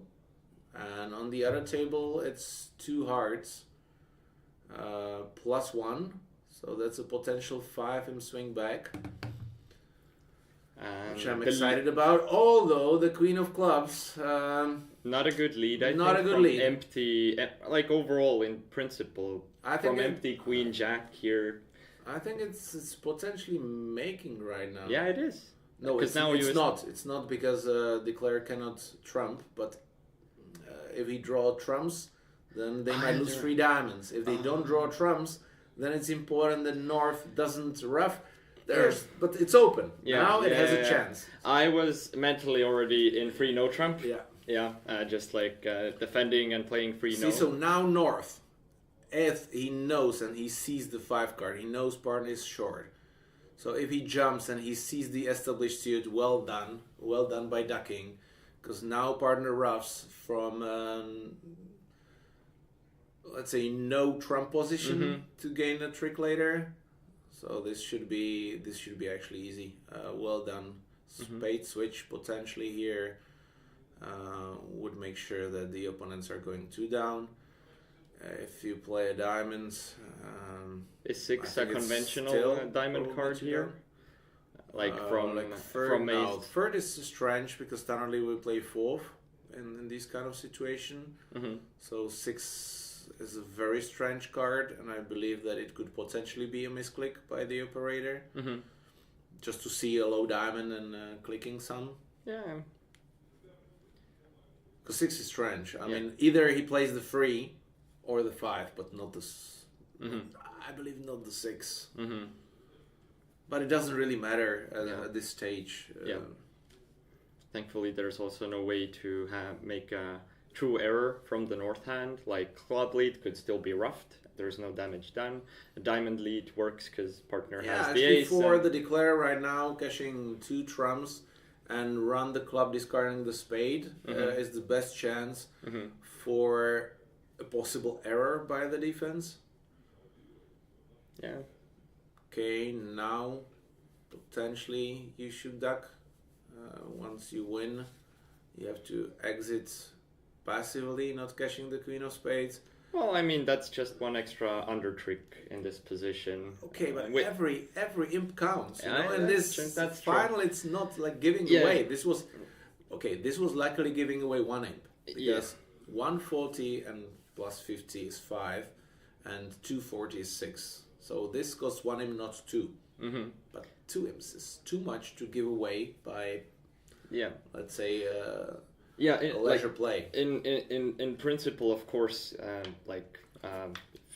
if that's the case, but you know everyone's tired. You're seeing like I can set the game. I'll just set I'm it. happy. I mean, as a it's coach like- at this stage, I'm rather that he cashes the trick than and also that he ducked the club correctly in that that position. was the key play. Yeah, I like that.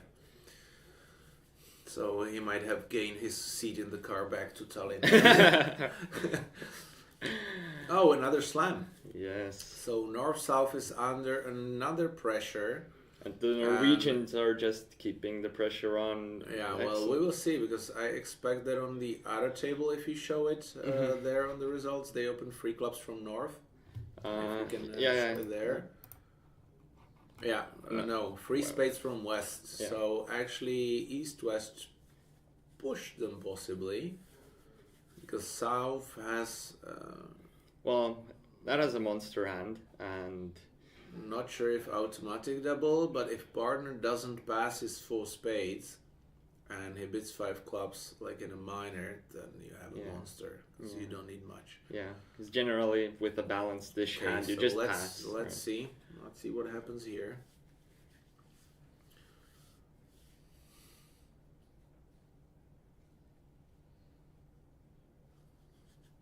I mean, 4 spades in these vulnerabilities.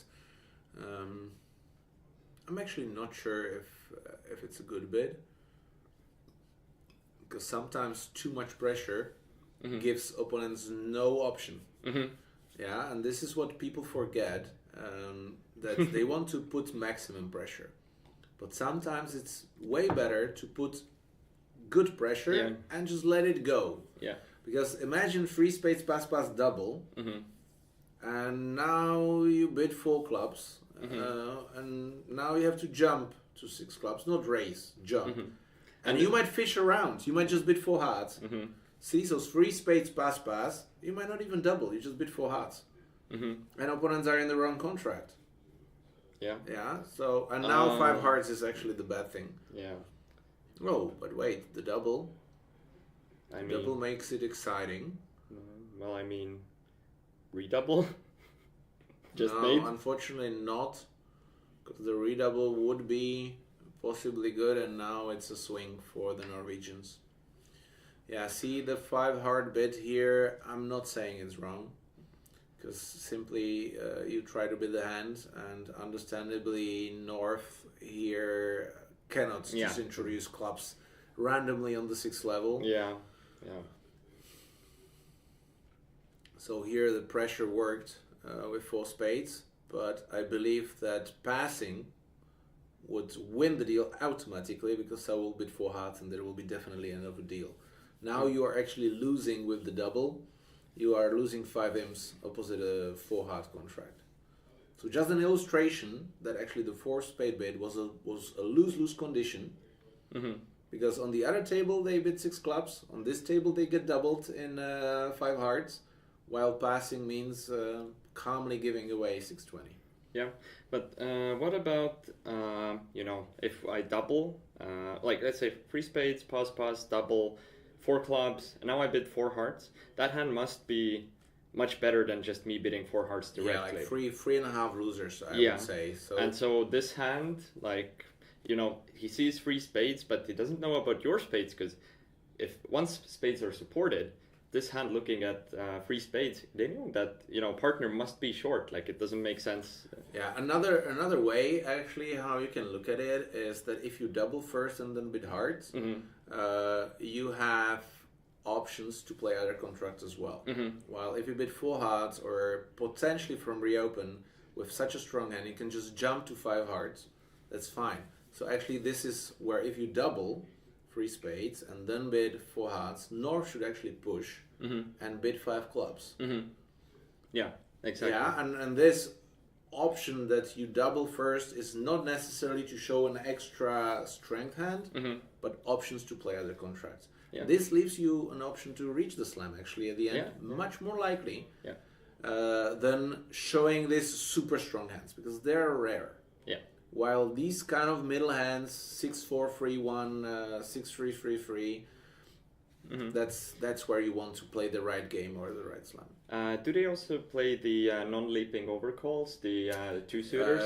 Yeah, they should. I'm actually not sure if now in this pair, but we definitely play it with Peter. As I said, that North here is let's say not such a competitive player who plays regularly, so I can't be sure, but we played against all these 3-level major 2-level 3-level major. Yeah, I mean, play the leaping, non-leaping, or just the 2 suitors on the 4th level. Yeah. I was also introduced to them by Adrian, and I've been in love with this convention ever since. Yeah, well, guess probably where he got it.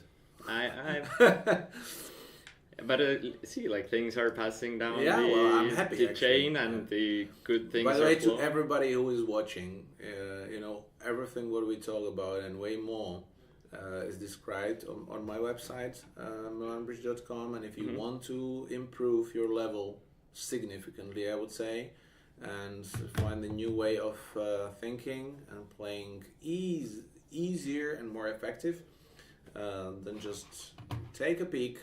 You will definitely not regret. What was the link? milanbridge.com. I'm just gonna write it here as well. And if you have seen it before, believe that it's different and it's changing, because I'm adding content, trying to make it more, let's say, user-friendly. And it's my lifetime project, so this will not just stop. Let's move a bit until Seabrand is not here. I just realized that. True. You are out of the picture. Yes, well, I was before, because there were quite many of us. But yes, I would be quite disappointed when I made 850 and lose 11 on this deal. But luckily for them, they don't know that. So they could feel okay that they made a doubled game. Yeah. 790 here. for the teammates. So let's see, 1 diamond, 1 spade. We have a bad 7 card suit and 2 aces. Okay, so Sava has nothing to introduce. 2 clubs, by the way, here, would you treat that as forcing or non-forcing? What is your style? My style generally non-forcing. It's most common in Estonia for me. I think this is fine, but non-forcing doesn't mean it's always a bad hand, because non-forcing is a range. So, but overall, I would say non-forcing here. Okay, so then I guess if 2 clubs is a non-forcing, then either 3 clubs might be strong 1-suiter, or 2 diamonds is not showing a spade fit. 2 diamond would be a heart transfer, and 2 hearts would be like a Q-beat raise, of spades. Okay, but so that can sometimes include stronger balanced-ish hands without support, something like that. So you have this Okay, Q-beat click available, which... So I asked the wrong question about the 2 clubs, because obviously now you are introducing a completely different way. So first question should be, do you play naturally or do you play transfers? Transfers, but starting from the opponent's suit. From the opponent's suit. Yeah. I get it. Yeah. Wherever you use a transfer, it's not wrong. The only downside about that is that it's vulnerable to forgetting it's a transfer, and that can be fatal. Otherwise, transfers improve all your, let's say, bidding conventions. I think in my experience, I played these for years now. When I started playing with Rasmus, I think we played these back in 2018. So in me, that's it's more common for me to think it's a transfer. And sometimes when I'm playing with partners, just casually, I'm like, wait, what? Like even no agreements, just for fun, I automatically reach for the other. Yeah, this is actually what I'm talking about. Once you play, let's say, non-natural things, and you are switching partners, it's difficult for you, actually. And it can be vice versa. If you used to some defense and suddenly you play naturally, it automatically... But it's difficult in terms of the cognitive load of what did we play, but transfers make it better to play the game itself, because like you said, if you know them, remember them, and are sure that there won't be catastrophes, then they're just good. Show me actually how 4 spades made. This is equaling the match back, because 4 spades doesn't seem there. You can probably guess what. Queen of spades. Oh, okay. So that helps. Yeah, although playing the queen, would the declarer really play the jack if he had ace king jack? I think South North actually in the bidding showed the strong hand. So why do you play the queen third to get? Even if partner has third ace, you will still have the queen later, and you don't need this. If you would need the spades for some roughs, I would understand, but here it's 3 spades is the contract. But same still, story. Yeah, I mean, why do you play the queen? Yeah, it doesn't make any sense when you see the void in the dummy, and consider the bidding. And you don't have any roughing value. And what are you afraid of with the queen? Yeah, that it's declarer has ace king jack then and is now just playing the jack. Is that the thing you are afraid of? Because if not, let it run. All the other combinations, you should let it run. But see, the pressure there, and both tables have done it. Luckily for us, it's in a contract where it doesn't matter. Yeah. But on the other table, this is actually 12 imps now compared to 8. So 20 imps mistake. And that's, that can cost you a medal in these cases. That can be mentally changing, because we are now in the middle of the match, exactly. Board 6, and you reach 2 vulnerable slams, so you can't feel bad. But this giving away a vulnerable doubles game can change everything. Yeah. Well, for them, they still had the 11 VP heads up, which should be comforting. Yeah. And also I think if declarer held the king jack 10 or something, the reasonable play without entries would be like to play the king for the singleton queen to capture it optimally. Of course, you can pray for a mistake with king jack 10, but if he did have it, Yeah, then, technically playing the queen has no defense. yeah, there's no in- combination yeah. against which playing the queen from here, Yeah. from third, has And any. here, this mistake didn't cost a single imp, Mhm. and that what matters. You know, if your mistakes doesn't cost, then we can consider that luck, Mhm. because this same mistake costs 20 imps for the opponent. So if you just compare this imp scoring, Yeah. it's crazy. Yeah. If you just realize this, Yeah. you know. So the level of focus and definitely must be based on the contract. Mhm. And all the slam biddings, all the vulnerable games, all the double contracts, I'm always telling my students, these are the contracts where you must spend your energy. Exactly what we were talking about, playing, cashing the queen for a setting trick, Mhm. saving the energy, because that is not such a difference. You know, Mhm. 1 imp, 2 imps, you can forgive your Yep. partner or yourself. This is very tough to forget. Yeah. Okay, so 3 diamonds actually is encouraging for North, but now I wonder if it is encouraging to introduce spades or to bid 5 diamonds directly. Would free spades here be forcing? Definitely. Yeah. So free spades is kind of a low danger bid because you always have to run out to diamonds if you want to, because you have very good support. Well, you know, the forcing bid is forcing until It's passed. what? What? What? Okay, now I don't get this. I feel that front eye is super tired based on this, because this doesn't make any sense to pass this. You have a 3 card support for your partner and a side void with a 7 card major suit, 2 stoppers. So I would imagine 3 no, I would imagine 4 spades, I would imagine 5 diamonds. I would imagine 4 hearts invite to a slam. Yeah. I mean, I would slam imagine makes- 6 diamonds, but pass. Okay, this is strange to me. Yeah. And as a coach, I'm not happy at all. Not because of the bad results, which makes me which makes me sad as a Czech, but as a coach, this makes me super sad. Yeah. I mean, maybe he like if he wanted to double it, he should double it because it's No, 3 well, down. South is not. See, even a double is equal. A better double would Yeah, double is gain actually 2 imps, even better. Well, it's not as good as making 6. Like 6 diamonds and 6 spades do make. 6 diamonds being the better slam. 9 cards fit, missing an ace and the queen of trumps. But obviously, it's wishful thinking here. Just on the full layout. Your hand actually became really good. The queen of hearts now became a king. See Right. how excited I was when I see 3 diamonds in South, and Yeah. I have this Yeah. third king, Yeah. solving that I can lose 3 spade tricks, but the rest will be covered, especially after 3 hearts.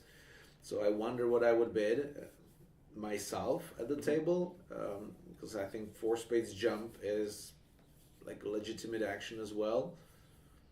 Opposite a small singleton. Yeah, now defending this contract quite well. Probably the 3 of spades indicating a club rough. But 150 is not comparable to 450 from the other table. Oh,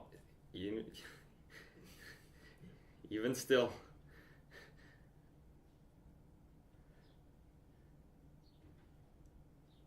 So yeah, getting the club rough, doubling 3 hearts would have been gain 2 imps here with this excellent defense. So.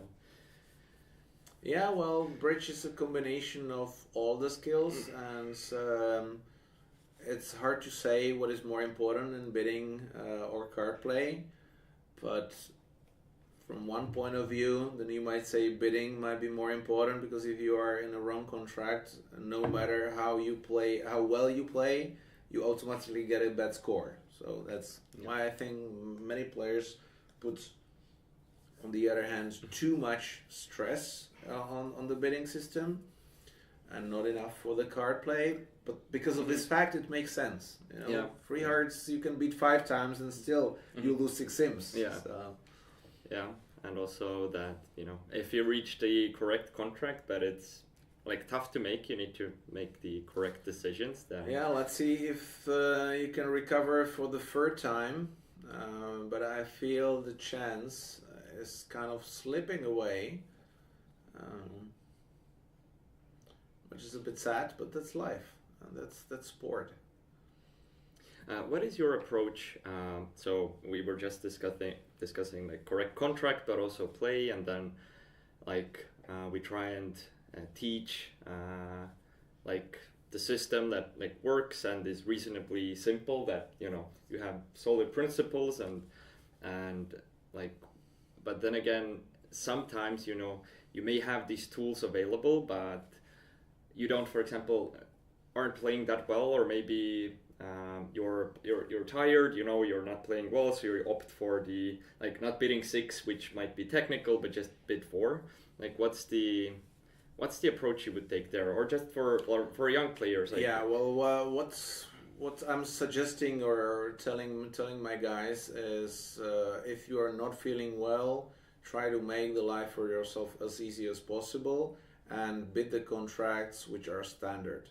And standard contracts are 2 major and 4 major, and 3 no trumps. And if you just simply avoid everything else, you know, you will not do badly. Yeah, because you play the standard contracts where you have the practice, because you play them very often.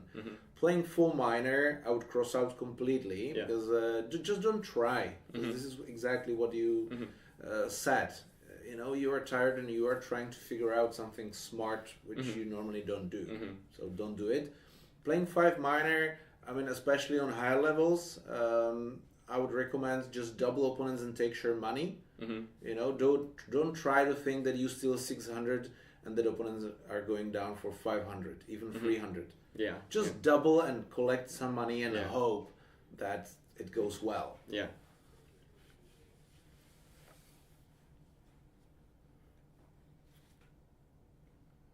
Okay, so we have a 1 no trump for 120 on the other side.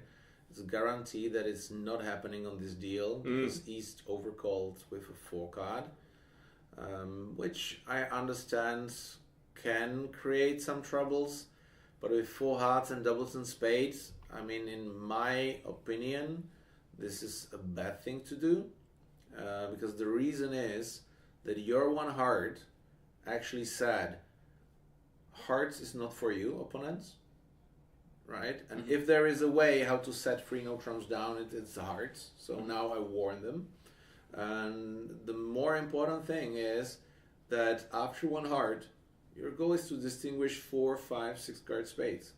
So basically you solved the problem for the opponents to find the 5-3 fit or 4-4 fit.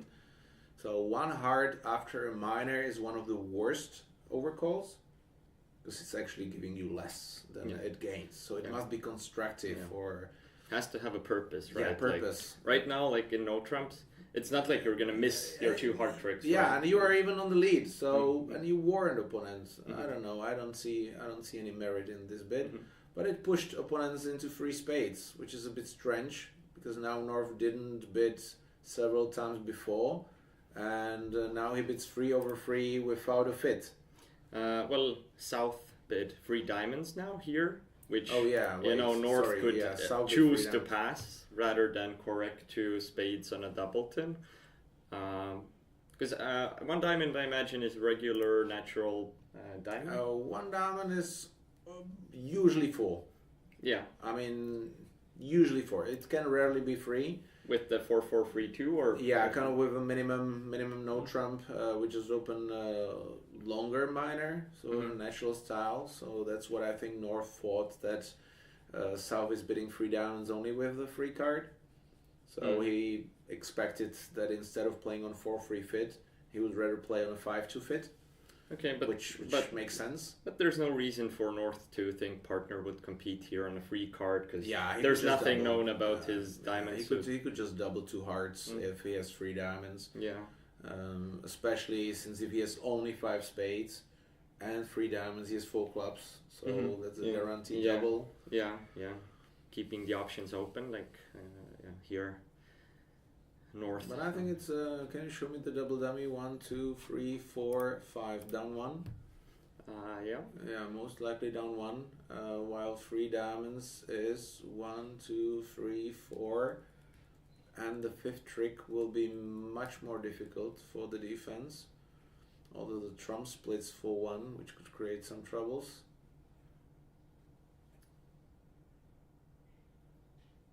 But you have a discard, so 3 diamonds seems much more comfortable contract. And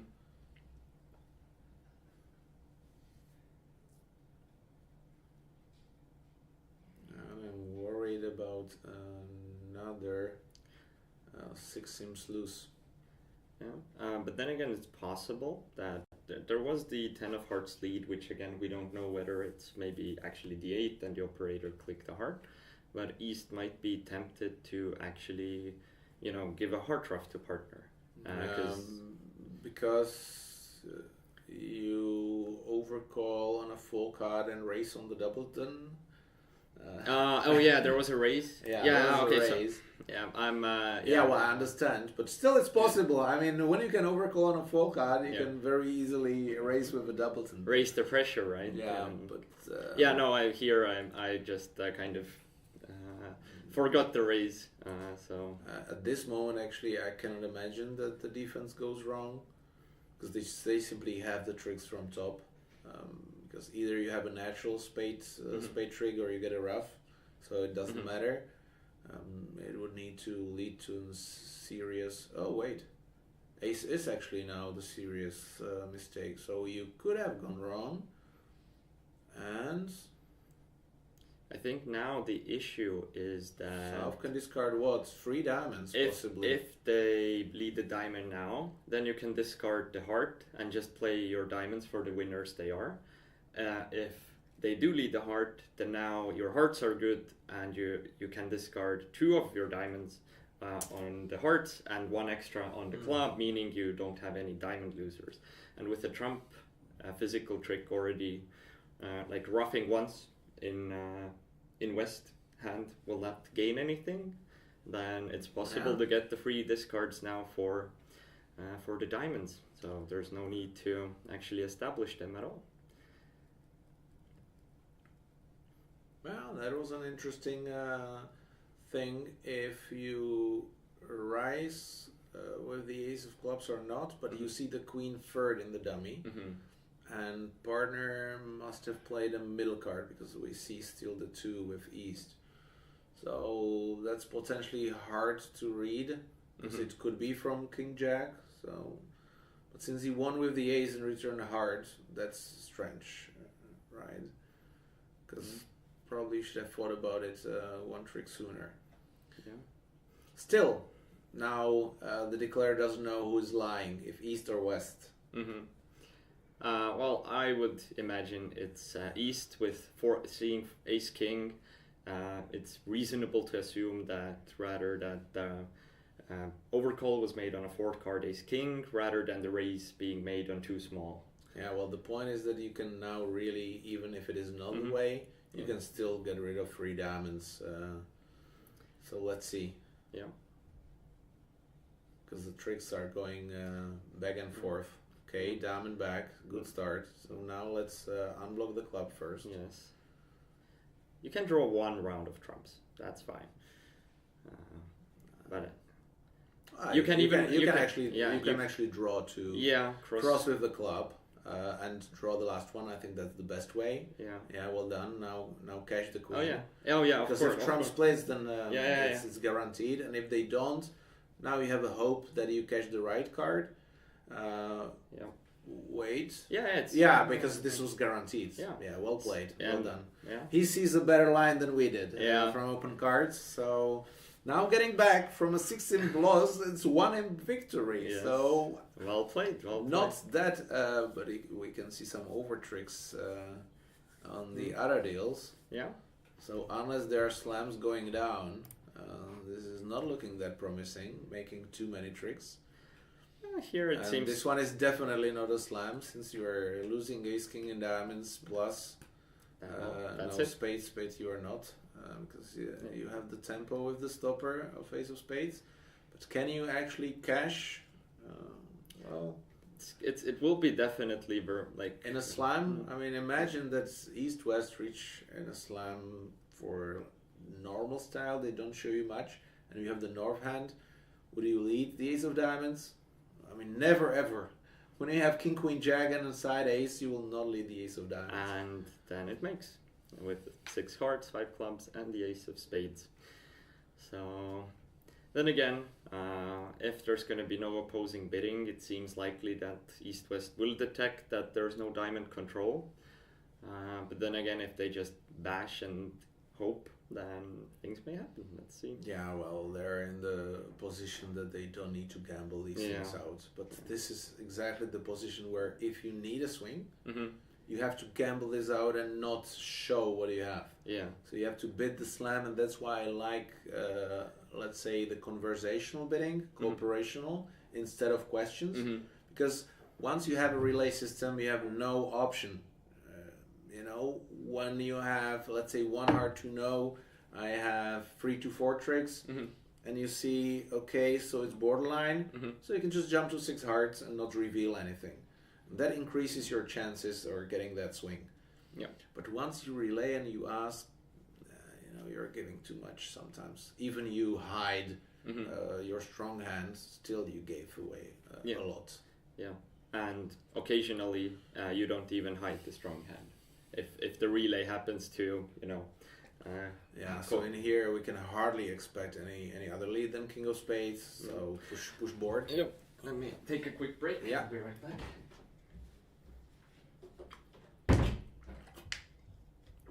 So I will take the opportunity here, guys, as well, if you are watching and you are thinking to become a bridge coach or to teach your friends, then in the next month I'm organizing a seminar for teachers and presenting a guide with a book and the whole concept of teaching bridge, which is produced by the French expert coach, with my help and with the support of the World Bridge Federation.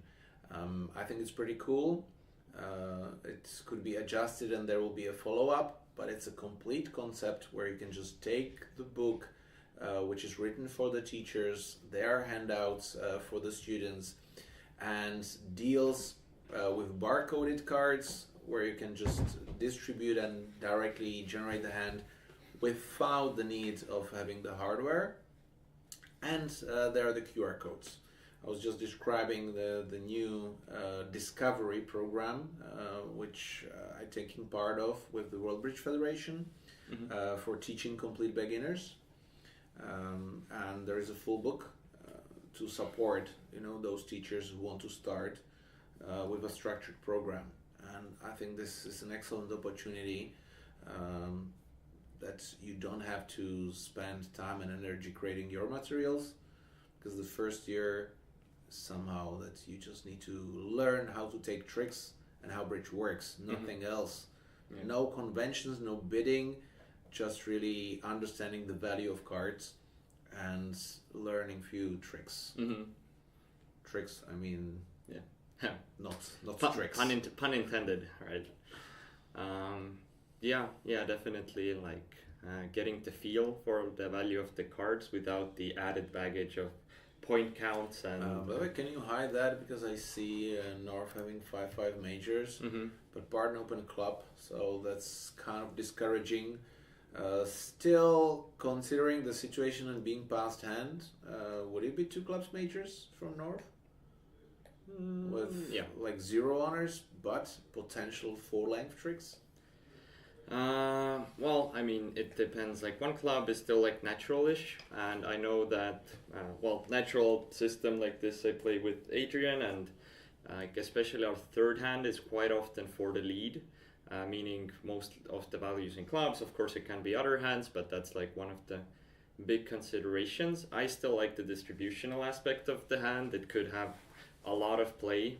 The void in clubs is like kind of a downside, but the good thing is the West has bid no trump, So if there's going to be any roughing of clubs and establishing, I kind of know where to place the honors, and I have a good idea. So I think I like the majors bid here. We're not vulnerable as well. What's the worst that could happen? Well, you can go down for 500, but on the other hand, what's the best thing? What can happen to you?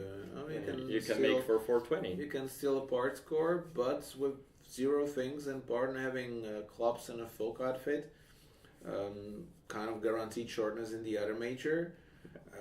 I can imagine like making 4 in a major on a 14 count if you wish. Let's say to have, and probably with points in clubs to spare, probably won't be very useful either. So, which comes back to the topic of, you know, this hand looks like it's 0 points. But if you think about the card value and things that can happen with roughs and like how many trump tricks you can get with a 9 card fit here and establishing a side suit, it's you know, the trick potential is.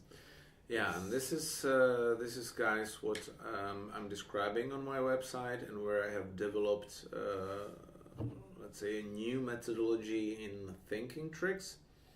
And one of the key aspects for this is dividing the 0-13 scale into tricks which are won by honors and which are won by small cards. So now this is a little bit of a test for you. What is the ratio with standard hands? What do you think it is? The ratio of how many tricks are standardly won by honors, and how many tricks are won by small cards in balanced, semi-balanced deals. In a part scorer game, it doesn't really matter, because there is, let's say, a statistical theoretical value, and keep it maybe for yourself, because I will ask the same question our professional here. If you can just see, because you can just move down a little bit. Oh yeah. Maybe the spectators want to get an idea and then look on expert players thinking those ratio. But we have been already talking about that with Siebrand. But I was asking Tiet, what is the standard ratio of 0-13 tricks? How many tricks are standardly won by honors? And how many tricks are won by small cards? And that would be in a regular deal. In basically across an average of all hands. Yeah, all hands and hands. All contracts, including no trumps and trumps. Yeah. But considering balanced, semi-balanced hand, and the definition is that you don't have voids. Okay. And okay, so not distributional, but rather like. Yeah. I mean, standard hands 7 out of 10. If we want to talk percentages, when you don't have a void or you don't have a 7 card suit. So what do you think is the ratio? Oh, something like 10-3 maybe? I would have gone with like a 2/3 ish, because most of the hands are just establish your one long winning suit that you know, in no trump, like you have 5 card suit. So 2/3, what do you mean by that? Like you win a lot of, like as a declarer or as defender or overall? No, it doesn't really matter. Overall, both defenders and. Right, there's 13 tricks in a deal. How many of those on average are won by a non-honor? Like, okay. That's probably a better definition of a question. And only balanced / semi-balanced hands, right? Well, see, it's not a difficult question. Yeah. But look at that, you know, this is somebody who obviously thought about it before. You didn't, and you see, this is, I would say, a beginner's question. But at the same time, you can figure it out, and you don't need it because you have the experience. But if people don't, and you know this like answer by your heart, then you can see immediately if this ratio is broken or not. And that if there are more tricks in the deal, than not. Yeah. So I will still keep you grilling for a little bit more while. You have some time while with Siebrand we'll just look at another deal here. I'd say maybe like a third to 40, like 33 to 40%. Because a lot of tricks still do contain the honors. Okay, so if Especially I'm with bad in balanced persons and I think on scale 0 to 13, can you give me a number which is non-decimal and non a percentage? So 4 or 5. 4 or 5? Yeah, that are not. 4 or 5 is not a number. 4 or 5, because there is Yeah. one trick difference. And Yeah. in bridge, one trick means making honor. So is it more 4 or more 5? I'm leaning more towards 5 then. Sure. Oh, okay. So finally we got an answer. I'm more leaning to 3. But what's correct? Yeah. Well, what's correct is that every single deal is different, but the statistics or let's say the presumption based on what you can make these kind of decisions is 10-3. 10-3. Okay. Really, and test it, guys, because this is once you get a theory, you can test it in practice, and we can actually even see it here. On every single deal, for example, this one is non-balanced, unfortunately. So this ratio should be broken on this deal because North has a 5-5 distribution, and that's already an unbalanced hand. And this is where I distinguish balanced, semi-balanced, unbalanced, and goulash hands. And with balanced hands, standardly you have maximum 2 length tricks possibility. So 2 small cards you can establish. With semi-balanced, it's 3 tricks, right? Okay. And unbalanced is 4 tricks, and in goulash hands it's 5 tricks. Just by small cards, by definition, and we can go with 1-suiters. 5-3-3-2, you establish 2 tricks. 6, whatever, you get 3 tricks. 7 card gets 4 tricks, and 8 card gets 5 tricks, and so on. When we look from the other perspective, from honors, and this is where it gets interesting. Aces, can you agree with me that aces win tricks all the time? Yeah. When we don't have voids. Yeah. Right? Yeah. So 4 tricks by aces, right? This is the other way around, how you can figure it out.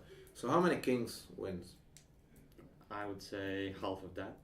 Half of that. Because they get two captured. kings. They get captured. Yeah, kings can get captured by aces. Yeah, exactly. It's that's not a like good a thing. 50-50 whether they Yeah, capture, right? I mean, if you have ace king, it's different than the opponent having the king in a suit in which you have an ace, right? So Okay, so now here we go. That the stronger we are together, it's more likely that we win more Yeah, kings because we have also aces. yeah, Correct? let's But go if- with 3. Okay, so let's 4 aces, 3 kings, 7. How many queens?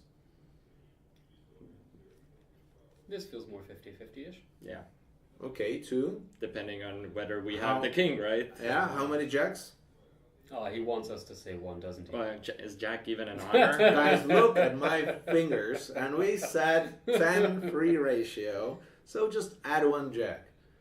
And is 4-3-2-1 any familiar to you? No, Not at all. first time hearing something like that. You Yeah. see? So just instead of counting high card points, you might say that ace, is worth a trick because 4 aces are winning them. So the first key thing is divide honor tricks and distributional tricks, and the second thing is divide high card points by 4, and you have a method which is unbreakable, even for beginners.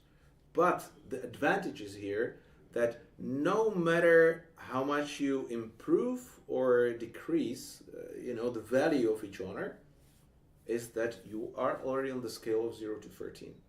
While if you are upgrading high card points, hands with high card points, and you are adding distributional tricks, dummy tricks, trump tricks, dummy points, whatever people figured out still has the points in it, you are still working on a 0 to 40 scale, which you are increasing, and you try to find a spot which is then transferable to tricks.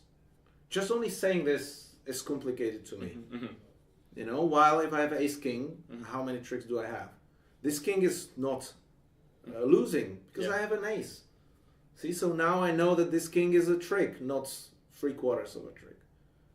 And is that difficult? No, I can see it. The difficulty might be if your partner has the king and you have an ace.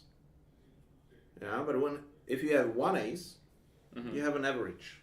But if you have 2 aces, Well, and partner has an average of one king, and you have one king average in the other suit.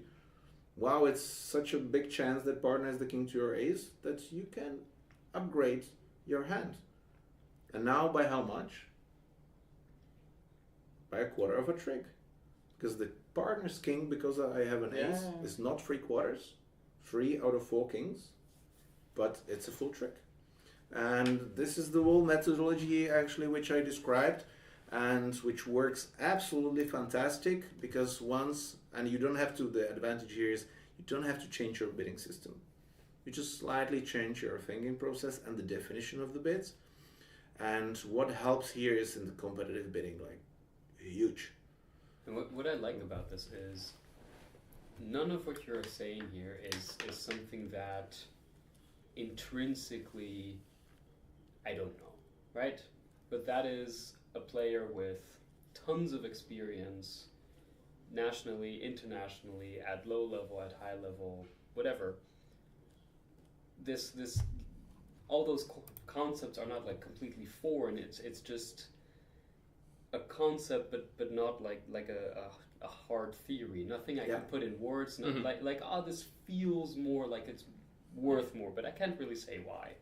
Whereas this just like really puts it in words that you could probably teach someone after just a handful of lessons. Yeah, exactly. To make them understand because that's the way hand evaluation works. Yeah, thank you for that, because the process of getting into this was not easy, and it developed because me as a player, now I'm in this match, seems not going really well, so sorry that we are leaning away from this match. It's okay. But we're gone, so I feel a bit desperate. Still I have hopes that the other match will go in the favor of Estonia, and then we can still get the bronze, but that's not in our hands. I have a slightly different interest, which you might understand. I might understand that, but we'll see. You have the same info as now. You are more happy than I am at this moment. It very much seemed like Norway was going to pull this one through. They had to really have a very unlucky and very bad set probably to give it away. Yeah, but coming back, to how these things develops, because me as a player, and I believe you as well, when you play on the top level, you as well, Tiet, you get the experience, and once you reach certain level, you do things not that you count high card points, but you already played that hand many times, or the sequence, so you're making your decisions based on experience. But teaching experience is impossible. Yeah. Right? Because you are gaining experience. So I was thinking, what I can do when I'm teaching people, how can I pass my knowledge to them? And I always thought that this is how I was taught. Somehow not appropriate. That I learned something which I'm not using now. So apparently, why did I learn it when I'm not using it, being an expert? So why should I learn something which is useless later on in my stage? So if I'm club player, I don't actually care. I can take the high card points and just play, count them, it's easy, and 7 out of 10 deals I will probably play okay, so I don't care. But if you want to play national level and more, then suddenly playing on high card points is not sufficient. Yeah. No matter how well you improve the method, you still have a limit. Yeah. And I started with this, let's say, loser trick count, which the modern loser trick count should be renamed, because modern loser trick count, it was in 1980, so it's not modern anymore. By the way, I don't know if you play according to the described loser trick count. Count your losers, add your partner's losers, subtract to a magical number, and then you get the contract you want to play. Not in this exact way. But this was described in the books, and many people play according to this formula, which is again scientific math statistics. While if the hand, how you declare and how you should make the plan in trump contracts, you know it by heart. Look at the side where you have longer trumps, identify the losers, look if dummy covers them. If dummy covers them with roughs, rough first, and then draw trumps. Yeah. How simple is that? Making a plan, lesson number 5 or 10 for beginners. Making a very easy plan. So how that was? I was counting as, for example, one hard opener, having longer trumps. I was thinking losers in a card play, right? Mhm. So then, as an opener, I can count the losers. And if I ask you how many losers you have for one hard opening, for a minimum, Probably off the bat, right? 7. perfect. See, so that's not even needed to knowing from experience. You can get the number. So it's 7. So basically, you say that you have six tricks in your Mhm. hand because you lose 7. And now, how the bidding for beginners might be easy. So One heart. I'm just fascinated by this. By the free clubs. Ooh. Yeah, well, the thing is, like, put yourself in his shoes, right? Like I'm not sure if he's thinking he's winning the match. I haven't seen enough boards to accurately judge what he thinks. They bid 2 vulnerable slams, made now Not in this vulnerable table though, king. but yeah. Yeah, okay, but so Yeah. if he thinks he's up 50, he's Yeah. fine. Yeah. If he thinks there is a moderate chance he's down, I mean, you were leading by 11, Why would 11 VPs, and you have an okay scorecard. So trying to lose 13 on the last deal, that doesn't ring a bell as well. this is trying to lose 20 on the last deal. Like, You think? yeah. Well, now if it goes pass, South finds the double. Yes. Yep. This would be a big number. On the other hand, at the table 680. What can you bid from North? I believe that free no trumps is not the way. If you pass, and we don't play with screens, if you pass after such long thinking, you are in troubles. So unless you pass auto, you cannot expect partner to have a borderline double, Yeah. because all the directors will be against you, unfortunately. Yeah. But now, here we go. I mean, Double, unfortunately. full clubs, majors. Well, I mean, 4 clubs is not majors. It's No, full clubs is majors here. they like actually they legitimately this play majors. This is majors. Well, it can be something flexible too, right? Like any bid that just Yeah, let's say maybe if you then correct 4 hearts to 4 spades, then you have spades and diamonds, like slamish hand. Still true that in this situation you are not a passed hand, so you must have 4 clubs kind of flexible. But as a first point, it's majors. You know, if you do something else later on, it's your call. But 4 hearts, I what mean. do you think of the 4 hearts bid in North? Like, if this is legitimately majors, don't you think that North should maybe? I'm a little bit disappointed now, but I understand. I mean, 4 aces. It's Shape. Yeah. Give partner the 5th king in both majors. Yeah, Frona And missed out. a couple of slams before, and today. So it's more like a setup, thinking small. Also, club roughs Yeah. would be into a hand where they can't be over roughed. Like you can rough safely with any small hearts in Okay, the south so- hand. So When we were talking about the trick methods, so let's look at this hand, how you could make the decisions. Partner doubled on the 3rd level, right? And you are pushing game with 4 clubs. If we can consider that you are a weak hand, you must have both majors. So this is maybe where we agree. You can have other hands, but you can be relatively weak with both majors. Yeah. So now what do you think is how many losers you have for such bid? If you have 5 for majors, so how many losers do you have? 8, maybe 7. Opposite 12 count, which standardly brings 3 tricks. I'm saying that double vulnerable should standardly be bringing 4 tricks, right? So you can go the other way around. If partner promises 4 honors and I'm pushing game, then I can lose 3 tricks, right? So I must have a hand around 7 losers. Because otherwise I should just bid 3 spades. If 4 honors is not enough, I should bid my 5 card major. And if partner has 5 honors, then he must raise. Because 5 honors is more like 18-19 range of a no trump, okay? Or a tops of 1-0 trump opening, which you want to upgrade. And this is how thinking in tricks works. So now if partner expects those 4 honors, including queens and jacks, and you have all 4 aces, so control, you have the queen of clubs behind, so guaranteed discard of a diamond, and you have a doubleton spade with a 4-card fit. Mm-hmm. So your hand kind of easily, or should, cover 6 losers. So now if partner has 7 losers and I've got 6, do I need to say more? You know, just how it is done. 7 minus 6. I don't want to show the middle finger. It's 1. Mhm. So what do? I just bid 6 hearts. It's not a science. I don't need any single convention.